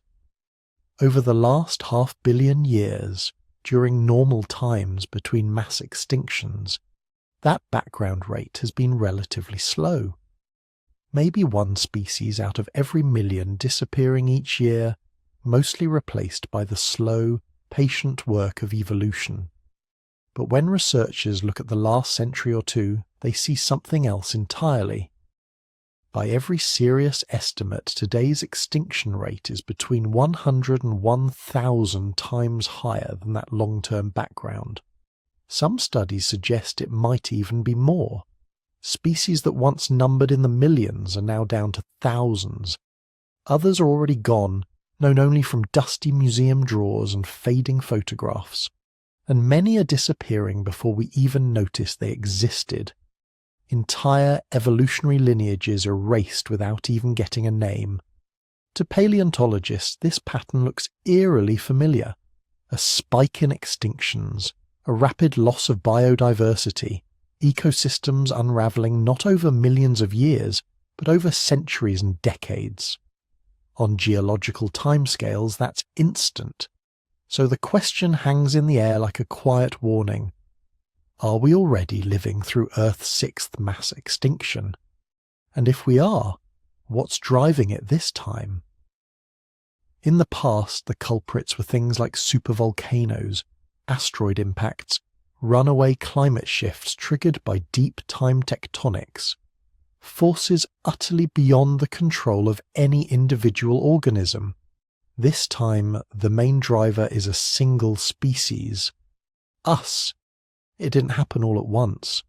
For most of human history, we were just clever animals, nudging ecosystems here and there, burning patches of forest to encourage game, hunting some species harder than others, spreading plants and animals along our trade routes. But as our population grew and our tools got sharper, our influence crossed an invisible threshold. What began as local changes started to merge, link and stack until they became something else entirely, a planetary scale force. Think of all the ways we reshape the world, often without meaning to. We clear forest for timber, cattle, soy, palm oil. Huge areas that once held a riot of species become simplified landscapes of one or two crops. We drain wetlands, straighten rivers, build dams and levees. Habitats that evolved over millions of years vanish in a few construction seasons. We burn fossil fuels, releasing carbon that had been stored underground since before the dinosaurs. The atmosphere thickens with greenhouse gases. The climate shifts faster than in most past natural events, pushing species out of the narrow ranges of temperature and rainfall they're adapted to. We fill the air and water with pollution, plastics that break into microscopic fragments, pesticides that drift on the wind, heavy metals washed into rivers, nitrogen from fertilizers creating dead zones in the sea. Each chemical, each compound, another small stress piled onto already stressed organisms. We hunt and fish with industrial efficiency. Vast nets rake the ocean floor. Factory ships process entire schools of fish in hours. Bushmeat hunting and wildlife trade empty forests of large mammals and birds. We move organisms around the world, accidentally and on purpose. Rats, cats, pigs, diseases, invasive plants and insects leap continents in the holds of ships and airplanes, outcompeting or devouring native species that have no defences. Any one of these forces might have been manageable on its own. Combined, they create something like the perfect storm, and some of the earliest, clearest signs that the storm is here come from a group of creatures most of us barely notice. Insects. For hundreds of millions of years, insects have been the quiet machinery of Earth's ecosystems, pollinating flowers, recycling dead matter, feeding birds, bats, reptiles, amphibians, fish, and countless other creatures. They are the gears and cogs that keep the living world turning. Now, in many places, those gears are grinding down. Long-term studies in Europe, North America, and elsewhere show insect populations dropping by 50%, 70%, sometimes more, over just a few decades. In some regions, the total biomass of flying insects has crashed by 3/4 or more. The insect apocalypse, some scientists call it. It doesn't look dramatic at first glance. No mushroom clouds, no tidal waves, just fewer bugs on the windshield than you remember from childhood. Quieter summer nights, fewer butterflies in the fields, fewer fireflies in the dark, but the consequences ripple outward. Fewer insects mean less food for birds. Songbirds that relied on insect-rich springs to feed their chicks now struggle. Their numbers fall. Bats lose their primary prey. Frogs and lizards go hungry. Pollinators vanish, and with them the plants that depended on them. It's like carefully removing screws from a plane in mid-flight. You might not notice a problem at first, but piece by piece, the structure weakens until one day something essential gives way. Meanwhile, beneath the surface of the oceans, another crisis is unfolding. One that echoes, in unsettling ways, the worst mass extinction in Earth's history, the Great Dying of the Permian Triassic. When we burn coal, oil and gas, the carbon dioxide doesn't just stay in the sky. A large fraction dissolves into the oceans. There, it reacts with seawater to form carbonic acid, lowering the pH of the water. Slowly, steadily, the seas grow more acidic. To us, the change is almost imperceptible. A small shift on a pH scale you might have last seen in a high school textbook. To marine life that builds shells and skeletons from calcium carbonate, it's a different story. As the water becomes more acidic, those minerals become harder to form, easier to dissolve, shells thin, coral skeletons weaken, larval shellfish struggle to survive their earliest, most vulnerable stages. Coral reefs, which support an extraordinary fraction of marine biodiversity, are hit with a double blow. Acidification from below and warming from above. When water gets too warm, corals expel the symbiotic algae that feed them, turning ghostly white. If the heat lasts too long, they die. In Earth's deep past, similar combinations of rapid carbon release, warming and ocean acidification drove several major extinction events. During the Great Dying, massive volcanic eruptions poured greenhouse gases into the atmosphere. Temperatures soared. The oceans turned acidic and in many regions oxygen poor. Up to 90% of marine species vanished. We are not there, not yet. But when geochemists compare the current rate of carbon release to those ancient events, they see uncomfortable parallels. In some ways, today's changes are even faster. So are we already in a sixth mass extinction? Here, the story becomes more complicated. On one side, many biologists argue that we've already crossed the threshold. They point to the spike in extinction rates, the widespread collapse of populations, the fragmentation of habitats, the accumulating signs of planetary-scale disruption. From their perspective, the sixth extinction isn't something that might happen in the future. It's already underway, unfolding all around us. On the other side, some scientists are more cautious. They agree that the trends are alarming, that we're digging a deep hole, but they note that, so far, the absolute number of documented extinctions is still lower than in the 5 great die-offs of the past. They argue that with rapid, coordinated action, we might still pull back from the brink, flatten the extinction curve before it becomes a true mass extinction in the strict geological sense.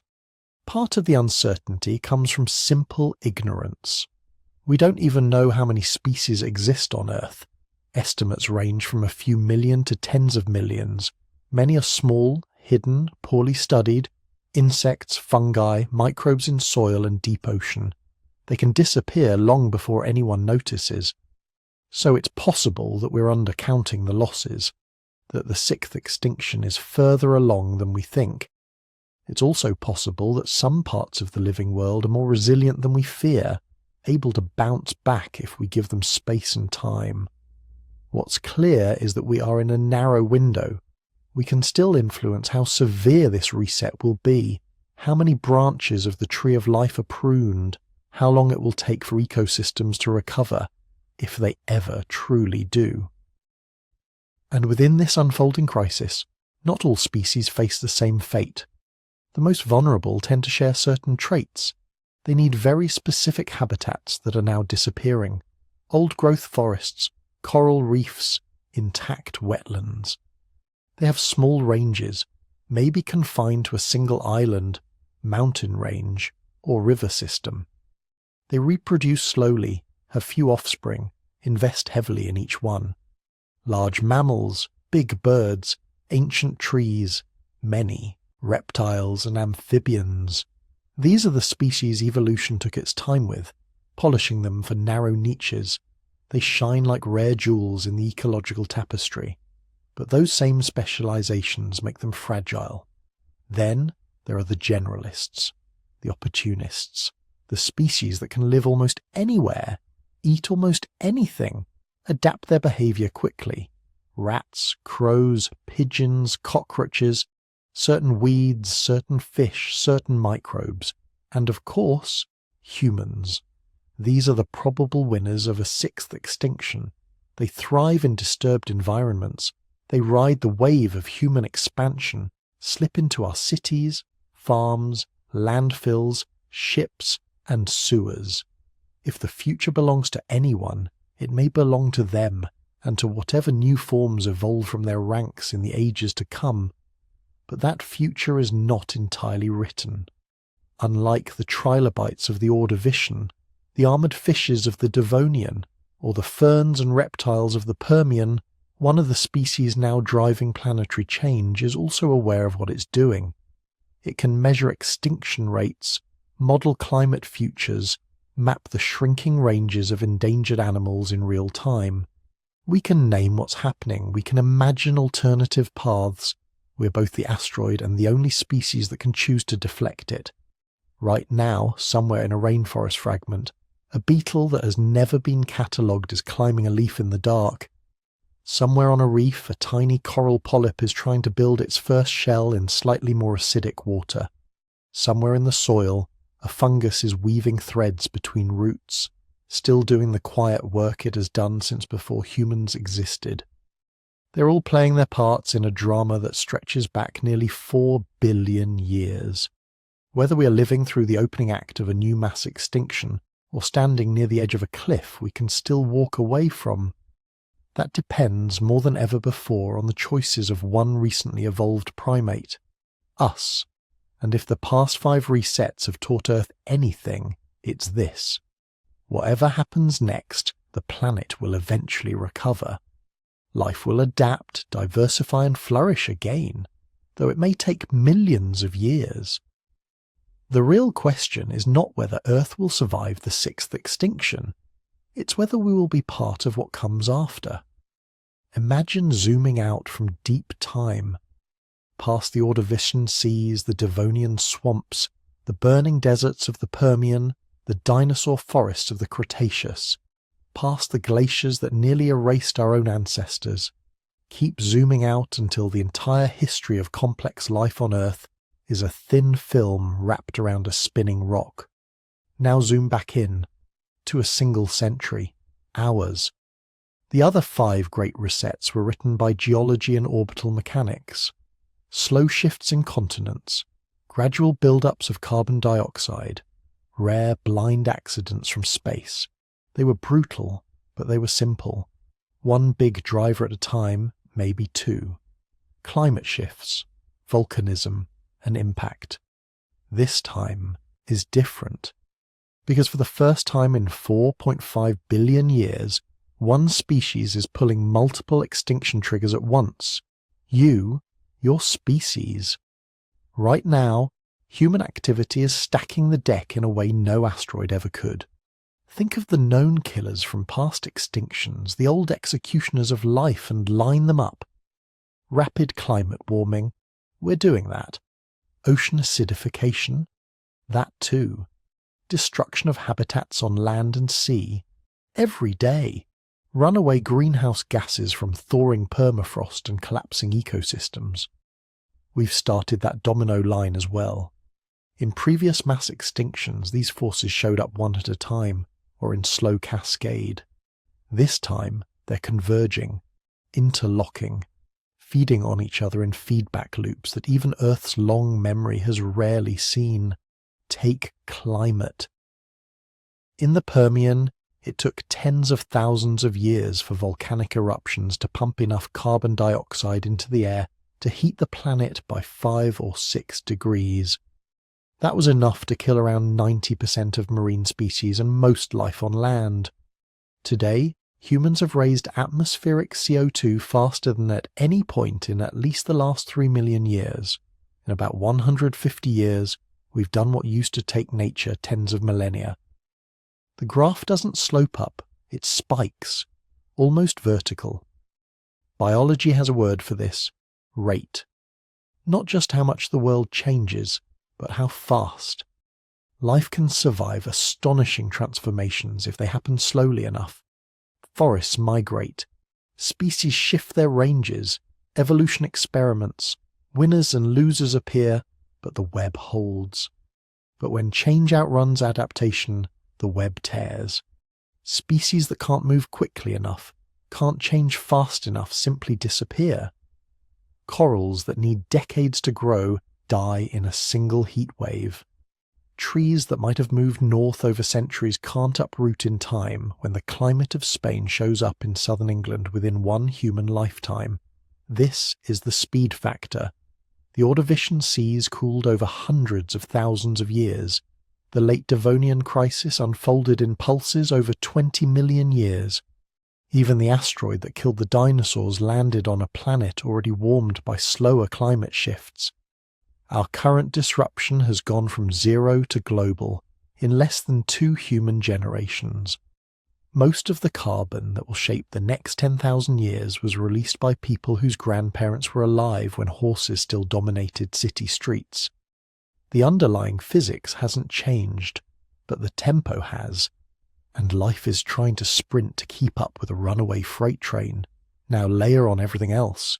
Deforestation is stripping away entire biomes that once buffered climate swings. Wetlands that used to store floodwaters and filter pollution are vanishing beneath concrete and crops.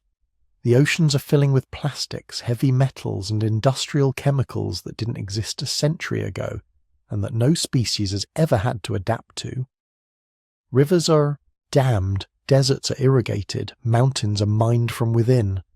Nighttime itself is being erased by lights that rewrite the day-night cycles of insects, birds, even plants.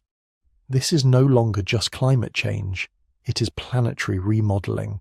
And on top of these slow, grinding pressures, there are the single-moment triggers, the hammers hovering above the whack-a-mole board of civilization. Some are old. Supervolcanoes still simmer under places like Yellowstone and Toba, their magma chambers slowly filling. The odds of an eruption in any given year are low, but not zero. A single super eruption could dump ash across continents, darken the sky, crash agriculture, and send global temperatures plunging for years. Asteroids still cross Earth's orbit. Our telescopes have found most of the really large ones, but not all. And smaller impactors, only a few hundred meters across, are still big enough to devastate entire regions and trigger global climate disruptions. These were always part of Earth's lottery. But others are new. They exist only because we do. Nuclear weapons, sitting in silos and submarines, quietly waiting for a few minutes of human error, miscommunication, or deliberate choice. A full-scale nuclear war would not look like the asteroid that ended the Cretaceous, but the effects could rhyme. Dust and soot lifted into the stratosphere, blocking sunlight, collapsing harvests. A nuclear winter layered on top of a warming world. Then there are the invisible digital threats, self-improving artificial intelligences built to optimize, predict, control. Tools that could transform medicine, science, and communication, but that could also be misaligned with human values or twisted into instruments of surveillance, manipulation, or war. Runaway AI might not melt ice caps or poison oceans directly, but it could accelerate the destruction, making resource extraction more efficient, misinformation more persuasive, weapons more precise. Or it could disrupt the fragile coordination needed to pull back from the brink, fracturing the global response exactly when a unified one is most needed. What makes all these threats uniquely dangerous is not just their power, it's their timing. They're arriving together on a planet whose systems are already strained by our daily activities, in a civilization that has become a single, tightly wired organism. In the Permian, if one continent's ecosystems collapsed, others could continue relatively undisturbed. The web of life was local, regional, fragmented. Disasters were brutal, but they were somewhat contained. Today, a drought in one country sends food prices spiking worldwide. A virus that emerges in one city travels by airplane to every continent in weeks. A banking crisis in one financial center can ripple through global trade, idling ships, emptying shelves, and freezing investment in clean technology. We've built a planetary nervous system, a set of cables, satellites, shipping lanes and supply chains that circle the Earth. It allows us to move ideas and resources at speeds evolution never anticipated. It also means that when one node fails, the shock can propagate across the entire network. Ecosystems now mirror this fragility.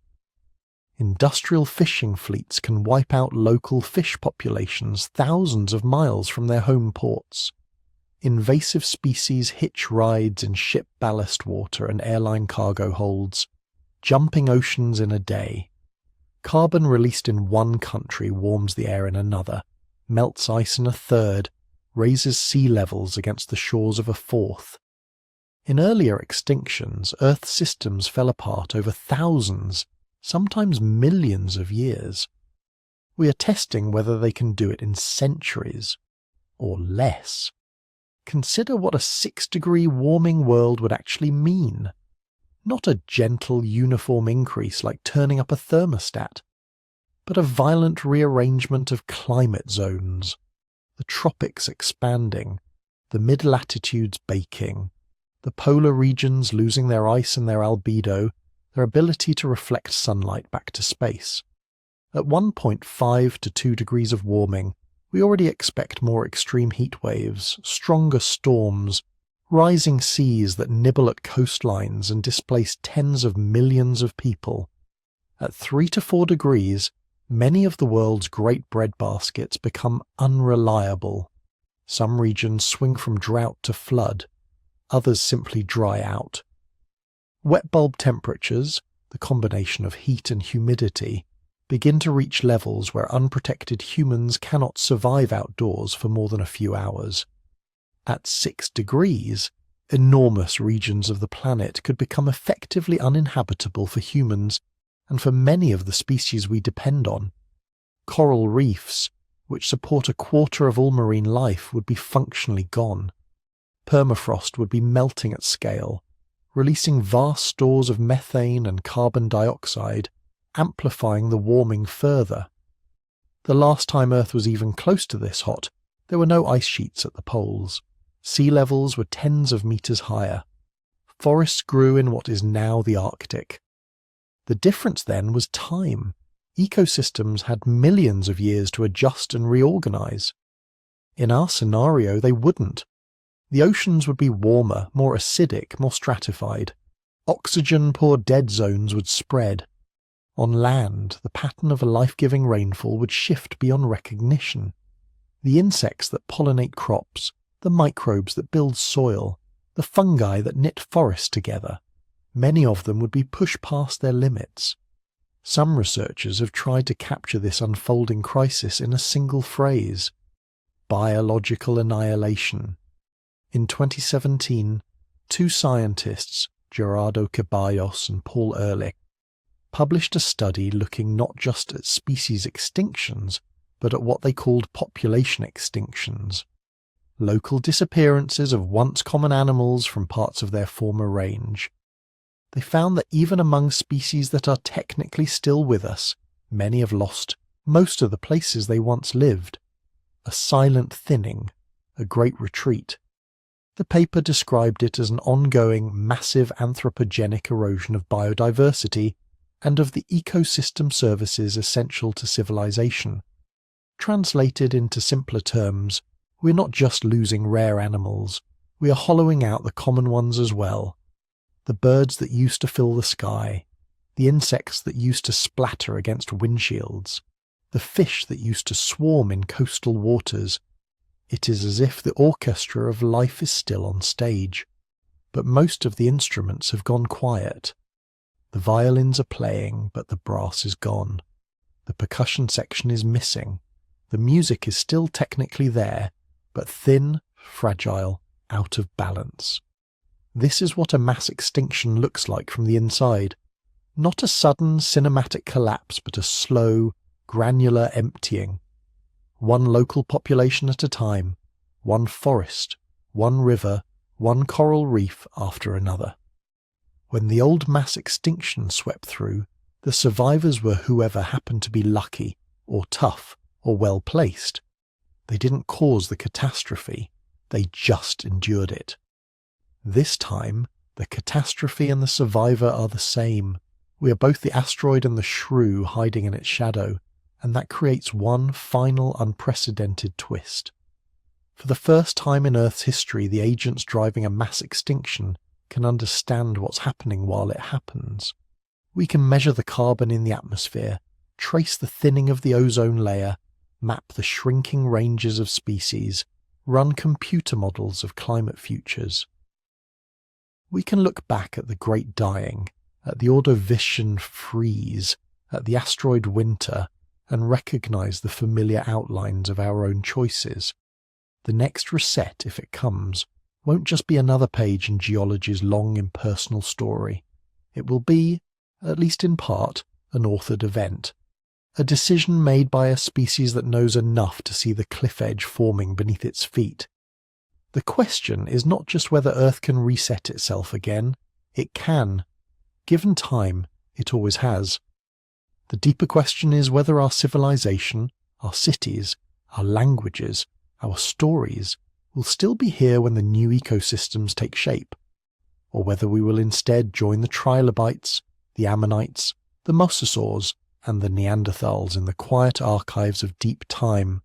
Because if the next reset comes the way the others did, slowly, blindly, by chance, it will be brutal but familiar. If it comes the way this one is shaping up, driven by a single, aware species pulling multiple levers at once, on a tightly wired, globally linked world, it might be worse than anything Earth has yet seen. And yet, even that is not the end of the story, because after every collapse, something new has always emerged. Imagine you zoom the camera forward, not 10 years, not 100, not even 1,000. Push past all the familiar timelines of politics, technology, and human plans. Keep going until our skyscrapers, our ruins, our languages are fossils, and the last memory of us exists only as a thin layer in the rocks.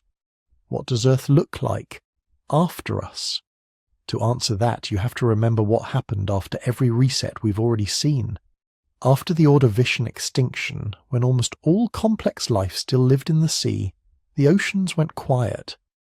Coral reefs collapsed. Trilobites vanished from entire coastlines. For a while, it must have looked like evolution had run out of ideas, but the silence didn't last. Within a few million years, new lineages of fish, new reef builders, new ecosystems appeared. The world after the dying was not empty. It was different. After the Devonian crisis, when plants had only just begun to claim the land, forests retreated, rivers changed course, shallow seas turned anoxic and deadly. Yet the reset opened space for new groups. Early amphibians, struggling along muddy banks, slowly gave way to the first proto-reptiles. Lungs improved, limbs strengthened. The land that had nearly killed them became their kingdom. After the Great Dying at the end of the Permian, things were worse than anything we can easily imagine. 90% of species gone, whole forests burned or rotted, oceans barely able to support oxygen-breathing life. For millions of years, the Earth was a graveyard remembering what it used to be. And then, atom by atom, it changed. Strange, scrappy survivors, small reptiles, hardy plants, opportunistic invertebrates, multiplied. New coral lineages built new reefs. The ancestors of dinosaurs took their first uncertain steps into vacant ecological roles. After the Triassic-Jurassic event, the last big competitors of early dinosaurs disappeared. What had been a world of many different reptile lineages became, increasingly, a dinosaur world.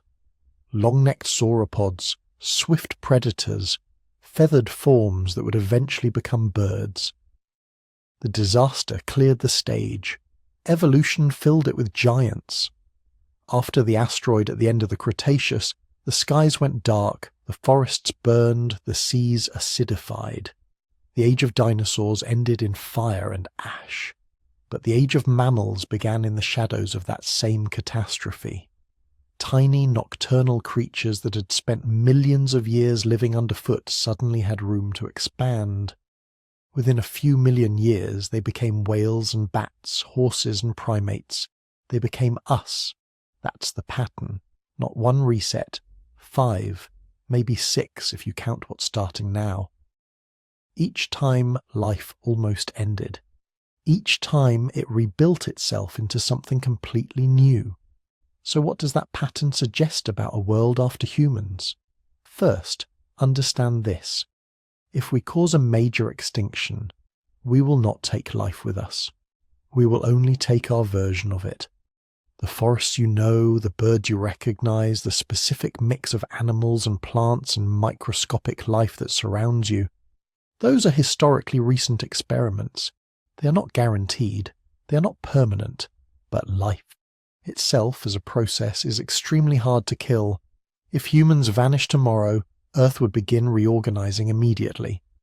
At first, it would look like chaos, cities decaying, roads cracking, dams failing, farmland turning to scrub and then to forest, our domesticated animals struggling, some reverting to wild forms, others vanishing altogether. Invasive species spreading into new territories, using the networks we built, roads, canals, shipping routes, to complete their takeover. Then the slower shifts would begin. Without us constantly burning fossil fuels, atmospheric carbon dioxide would start to drop, but not overnight. It would take tens of thousands of years for natural processes, rock weathering, ocean uptake, burial of organic matter, to pull CO2 back down toward pre-industrial levels. During that time, the climate would stay warmer than anything most modern ecosystems are adapted to. Who thrives in that kind of world? Look at what's already doing well in our disturbed, heated, fragmented habitats. Rats and mice, cockroaches, crows and pigeons, feral dogs, wild boar, certain kinds of ants, certain kinds of weeds, jellyfish blooms in overfished warming seas, bacteria and fungi that can eat plastics, hydrocarbons, even some heavy metals. These are the species that treat human impact not as a disaster, but as an opportunity. In a post-human world, some of them would become the new aristocracy of evolution.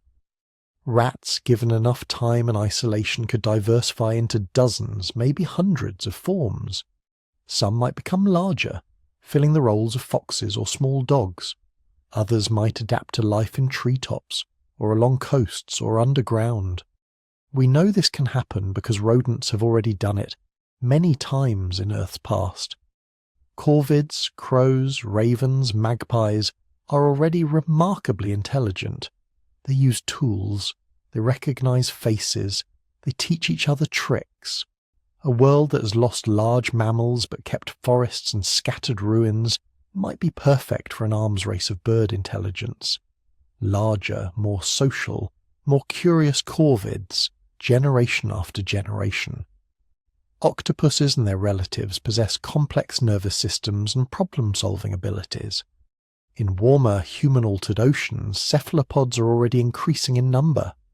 Give them a few tens of millions of years, stable reefs, rich coastal ecosystems, and they might explore entirely new evolutionary pathways, longer lives, social structures, maybe something like culture, but this is speculation, and that's important. Evolution isn't a script, it's an improvisation. What we can say with confidence is simpler. Empty roles do not stay empty. When herbivores disappear, something evolves to eat plants. When large predators vanish, something evolves teeth or beaks or claws to replace them. When forests shift poleward, new species follow the trees. Fast forward not thousands but millions of years. Our cities are now deeply buried. Their rebar and concrete have crumbled. The tallest buildings have long since fallen, their foundations turned into strange rock layers, rich in metals and glass and ceramics. Asphalt roads have become thin black seams. Landfills have compacted into techno-fossil deposits. compressed plastic, broken electronics, fragmented glass, all welded together. Geologists in that far future, who might not be human at all, would see our presence as a sharp, unmistakable boundary in the rock record. They would find a sudden spike of carbon in ancient sediments, marking a brief, violent pulse of greenhouse gases, a layer rich in microplastics, spread across oceans and continents, embedded in clays and sands, unusual isotopes from nuclear testing, traces of plutonium and other radionuclides, tiny but detectable, like bright radioactive fingerprints, bones of domesticated animals in staggering numbers, cows, pigs, chickens, often in dense, uniform deposits, unlike anything seen in the wild fossil record. Pollen records showing abrupt shifts in vegetation as agriculture cleared forests and planted vast monocultures, then abandoned them. They might call it the Anthropocene boundary, a sixth reset, brief but powerful, compressed into a geological instant. Above that line, they would see something else: recovery. At first, the fossil record would show low diversity, many groups gone, many gaps, strange mixtures of survivors, urban-tolerant species in places their ancestors never lived. Then, slowly, a branching pattern would emerge again. New genera, new families, new forms, warm-adapted reptiles expanding poleward, birds occupying niches that once belonged to bats or small mammals, insects exploring new plant communities, coral reefs rebuilt by entirely different organisms, tolerant of warmer water and more acidic seas. From our perspective, looking forward, this recovery would seem impossibly slow. From geology's perspective, it would be fast. 5 million years, 10 million, 30. These are the timescales on which mass extinctions fade into memory and new radiations take over. Most of the familiar species from our time would be gone. A few generalists might linger, transformed. Everything else would belong to that new world. Would intelligence evolve again? It depends on what you mean by intelligence. Complex problem-solving, tool use, social learning. Those are not uniquely human. They have evolved many times. In primates, in dolphins and whales, in corvids, in octopuses, in some social insects in a very different way. If the conditions that rewarded big brains and flexible behavior persist, then something brainy will almost certainly evolve again. But a technological civilization like ours, with electricity, radio, satellites, global industry, that's harder to say. For 4 billion years, life had intelligence in many forms, but only once did it produce a species that built a planet-spanning technological system and altered the atmosphere in a geological blink. That suggests our kind of intelligence is not inevitable. It is a peculiar solution to a specific set of problems under a specific set of conditions. If those conditions never line up the same way again, there may never be another species that digs up ancient sunlight and burns it, builds data centers, or launches metal into orbit. If they do line up again, perhaps in 100 million years, some descendant of crows or octopuses, or something we can't even picture, might stand in their own equivalent of a lecture hall or a nighttime documentary and tell stories about a strange layer in the rocks. A layer filled with plastic and chicken bones and radioactive dust. A layer laid down by a briefly brilliant, dangerously clever primate that almost burned its world. They might debate what we debated, whether they are alone, whether intelligence is a gift or a trap, whether the future is something you shape or something you survive. In all of this there is a kind of unsettling comfort. Earth will go on, continents will drift, mountains will rise and erode, new oceans will open, old seas will close. Life, in one form or another, will adapt, radiate, invent new ways of being alive.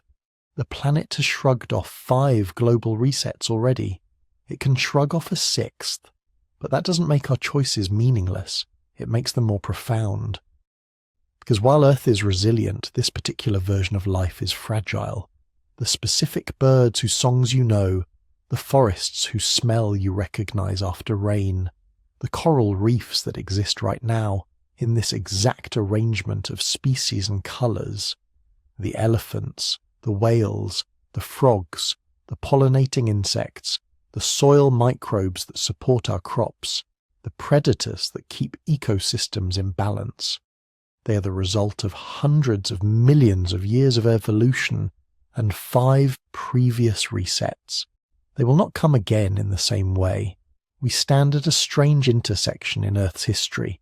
We are both a product of past catastrophes and a potential cause of the next one. We carry in our genes the legacy of ancient survivors and hold in our hands the power to decide how much of the present will join the list of things that only exist as fossils. In the deep future, long after we are gone, the rocks will remember us as a thin line of disturbance, a brief experiment in planetary scale intelligence. Whether that line marks a turning point toward a rich, resilient biosphere or a scar from an avoidable wound is still being written. For now, you're living inside that moment, between the 5th reset and whatever comes next. Listening to the long story of Earth, resting in the quiet between disasters, breathing air made by ancient oceans, standing on ground shaped by extinct forests and vanished seas. You are part of a lineage that survived everything the planet has ever thrown at it. And for a little while, in this narrow window of time, you have the rare chance to decide how gently or how violently you leave your trace in the stone. When you zoom all the way out past the noise of our everyday lives, past cities and borders and years and centuries, you see something unnervingly simple. Earth has reset itself before. Not once, not twice, 5 times. Entire ecosystems erased, oceans turned toxic, skies choked, forests burned, dominant species wiped out so completely that if we didn't dig up their bones, we'd never know they were here at all. And yet, through all of it, the planet just kept going. Life fell, then climbed back up again in new shapes, with new plans, new experiments. Fish became amphibians, reptiles became dinosaurs, tiny shrew-like mammals became us. From Earth's perspective, mass extinctions aren't mistakes. They're turning points, sudden edits, in a very long book. We're reading that book now. We just happen to be characters in the latest chapter. When you lie there in the dark, listening to stories about oceans disappearing, forests turning to deserts, skies full of fire, it's easy to feel small, to feel like none of this really involves you. The Ordovician, the Devonian, the Permian, the Triassic, the Cretaceous, they sound like names from a different universe, but they're not. Every breath you take, every bone in your body, every cell that carries the scars and solutions of 4 billion years of evolution, all of it was shaped by those 5 resets. If even one of them had gone differently, you wouldn't be here listening to this. The ammonites that died in ancient seas, the forests that burned at the end of the Permian, the mammals that survived under the feet of dinosaurs, the tiny group of humans who slipped through our own genetic bottleneck, all of them are written into you. Understanding that doesn't just humble you, it arms you. Because now we know something that no trilobite, no dinosaur, no ammonite ever knew. We can see the pattern, we can read the warning signs, rising temperatures, acidifying oceans, collapsing ecosystems, species vanishing faster than they can be named. In the past, life simply endured or vanished. There was no planning, no prevention, just blind survival and blind extinction. But our species is different in one crucial way. We can look back, we can look forward, we can tell these stories, and we can change what happens next. We are the first species in Earth's history that understands what a mass extinction is while it's still unfolding. The first species that can run the numbers, trace the feedback loops, model the climates and say, if we keep doing this, this is where it leads. That doesn't guarantee we'll act wisely, but it means we can. It means that when we talk about the sixth extinction, we're not just whispering a prophecy, we're holding a choice. We can be just another layer in the rock, a thin smear of plastic and concrete and strange isotopes. Or we can be the species that broke the pattern. The one that saw the cliff edge coming and decided to build a bridge instead of flooring the accelerator. Every time you learn a bit more about deep time, every time you understand another piece of how Earth resets itself, you gain a little more leverage over the future. You start to see how fragile our window is, and how valuable. So as you drift towards sleep, remember this. You carry the genes of survivors who made it through disasters far worse than anything in recorded history. You're living in a moment no other species has ever experienced. You're part of the first generation that can look at Earth's long history of extinctions and say, not this time, not if we can help it. Thank you for coming on this journey through deep time tonight, for walking through vanished oceans and burning forests and quiet, empty worlds, and still choosing to come back to this one, here, now. If these stories helped you relax or gave you something new to think about, it really does help to gently tap the like button. It tells the algorithm that calm, curious content like this is worth sharing. If you'd like more journeys like this across ancient oceans and forgotten continents, you can subscribe and turn on notifications so you'll know when the next story's ready. I'd also love to know where you're listening from. A quiet apartment in a city, a dorm room, a cabin in the woods, a night shift break room. Drop a comment and share your corner of the planet. It's a small way of mapping our own little human meta-population across the world. And if you feel like going one step further, there's an optional YouTube membership for those who want to directly support the channel and help me keep making long, peaceful deep time episodes like this. It's completely optional. Just being here, listening, is already a form of support. For now, let the ages roll back in your mind, from the first reset to the fifth, from the dinosaurs' last day to our uncertain tomorrow. You are a tiny part of Earth's story, but you're also one of the first characters who gets to help write the next chapter. Sleep well,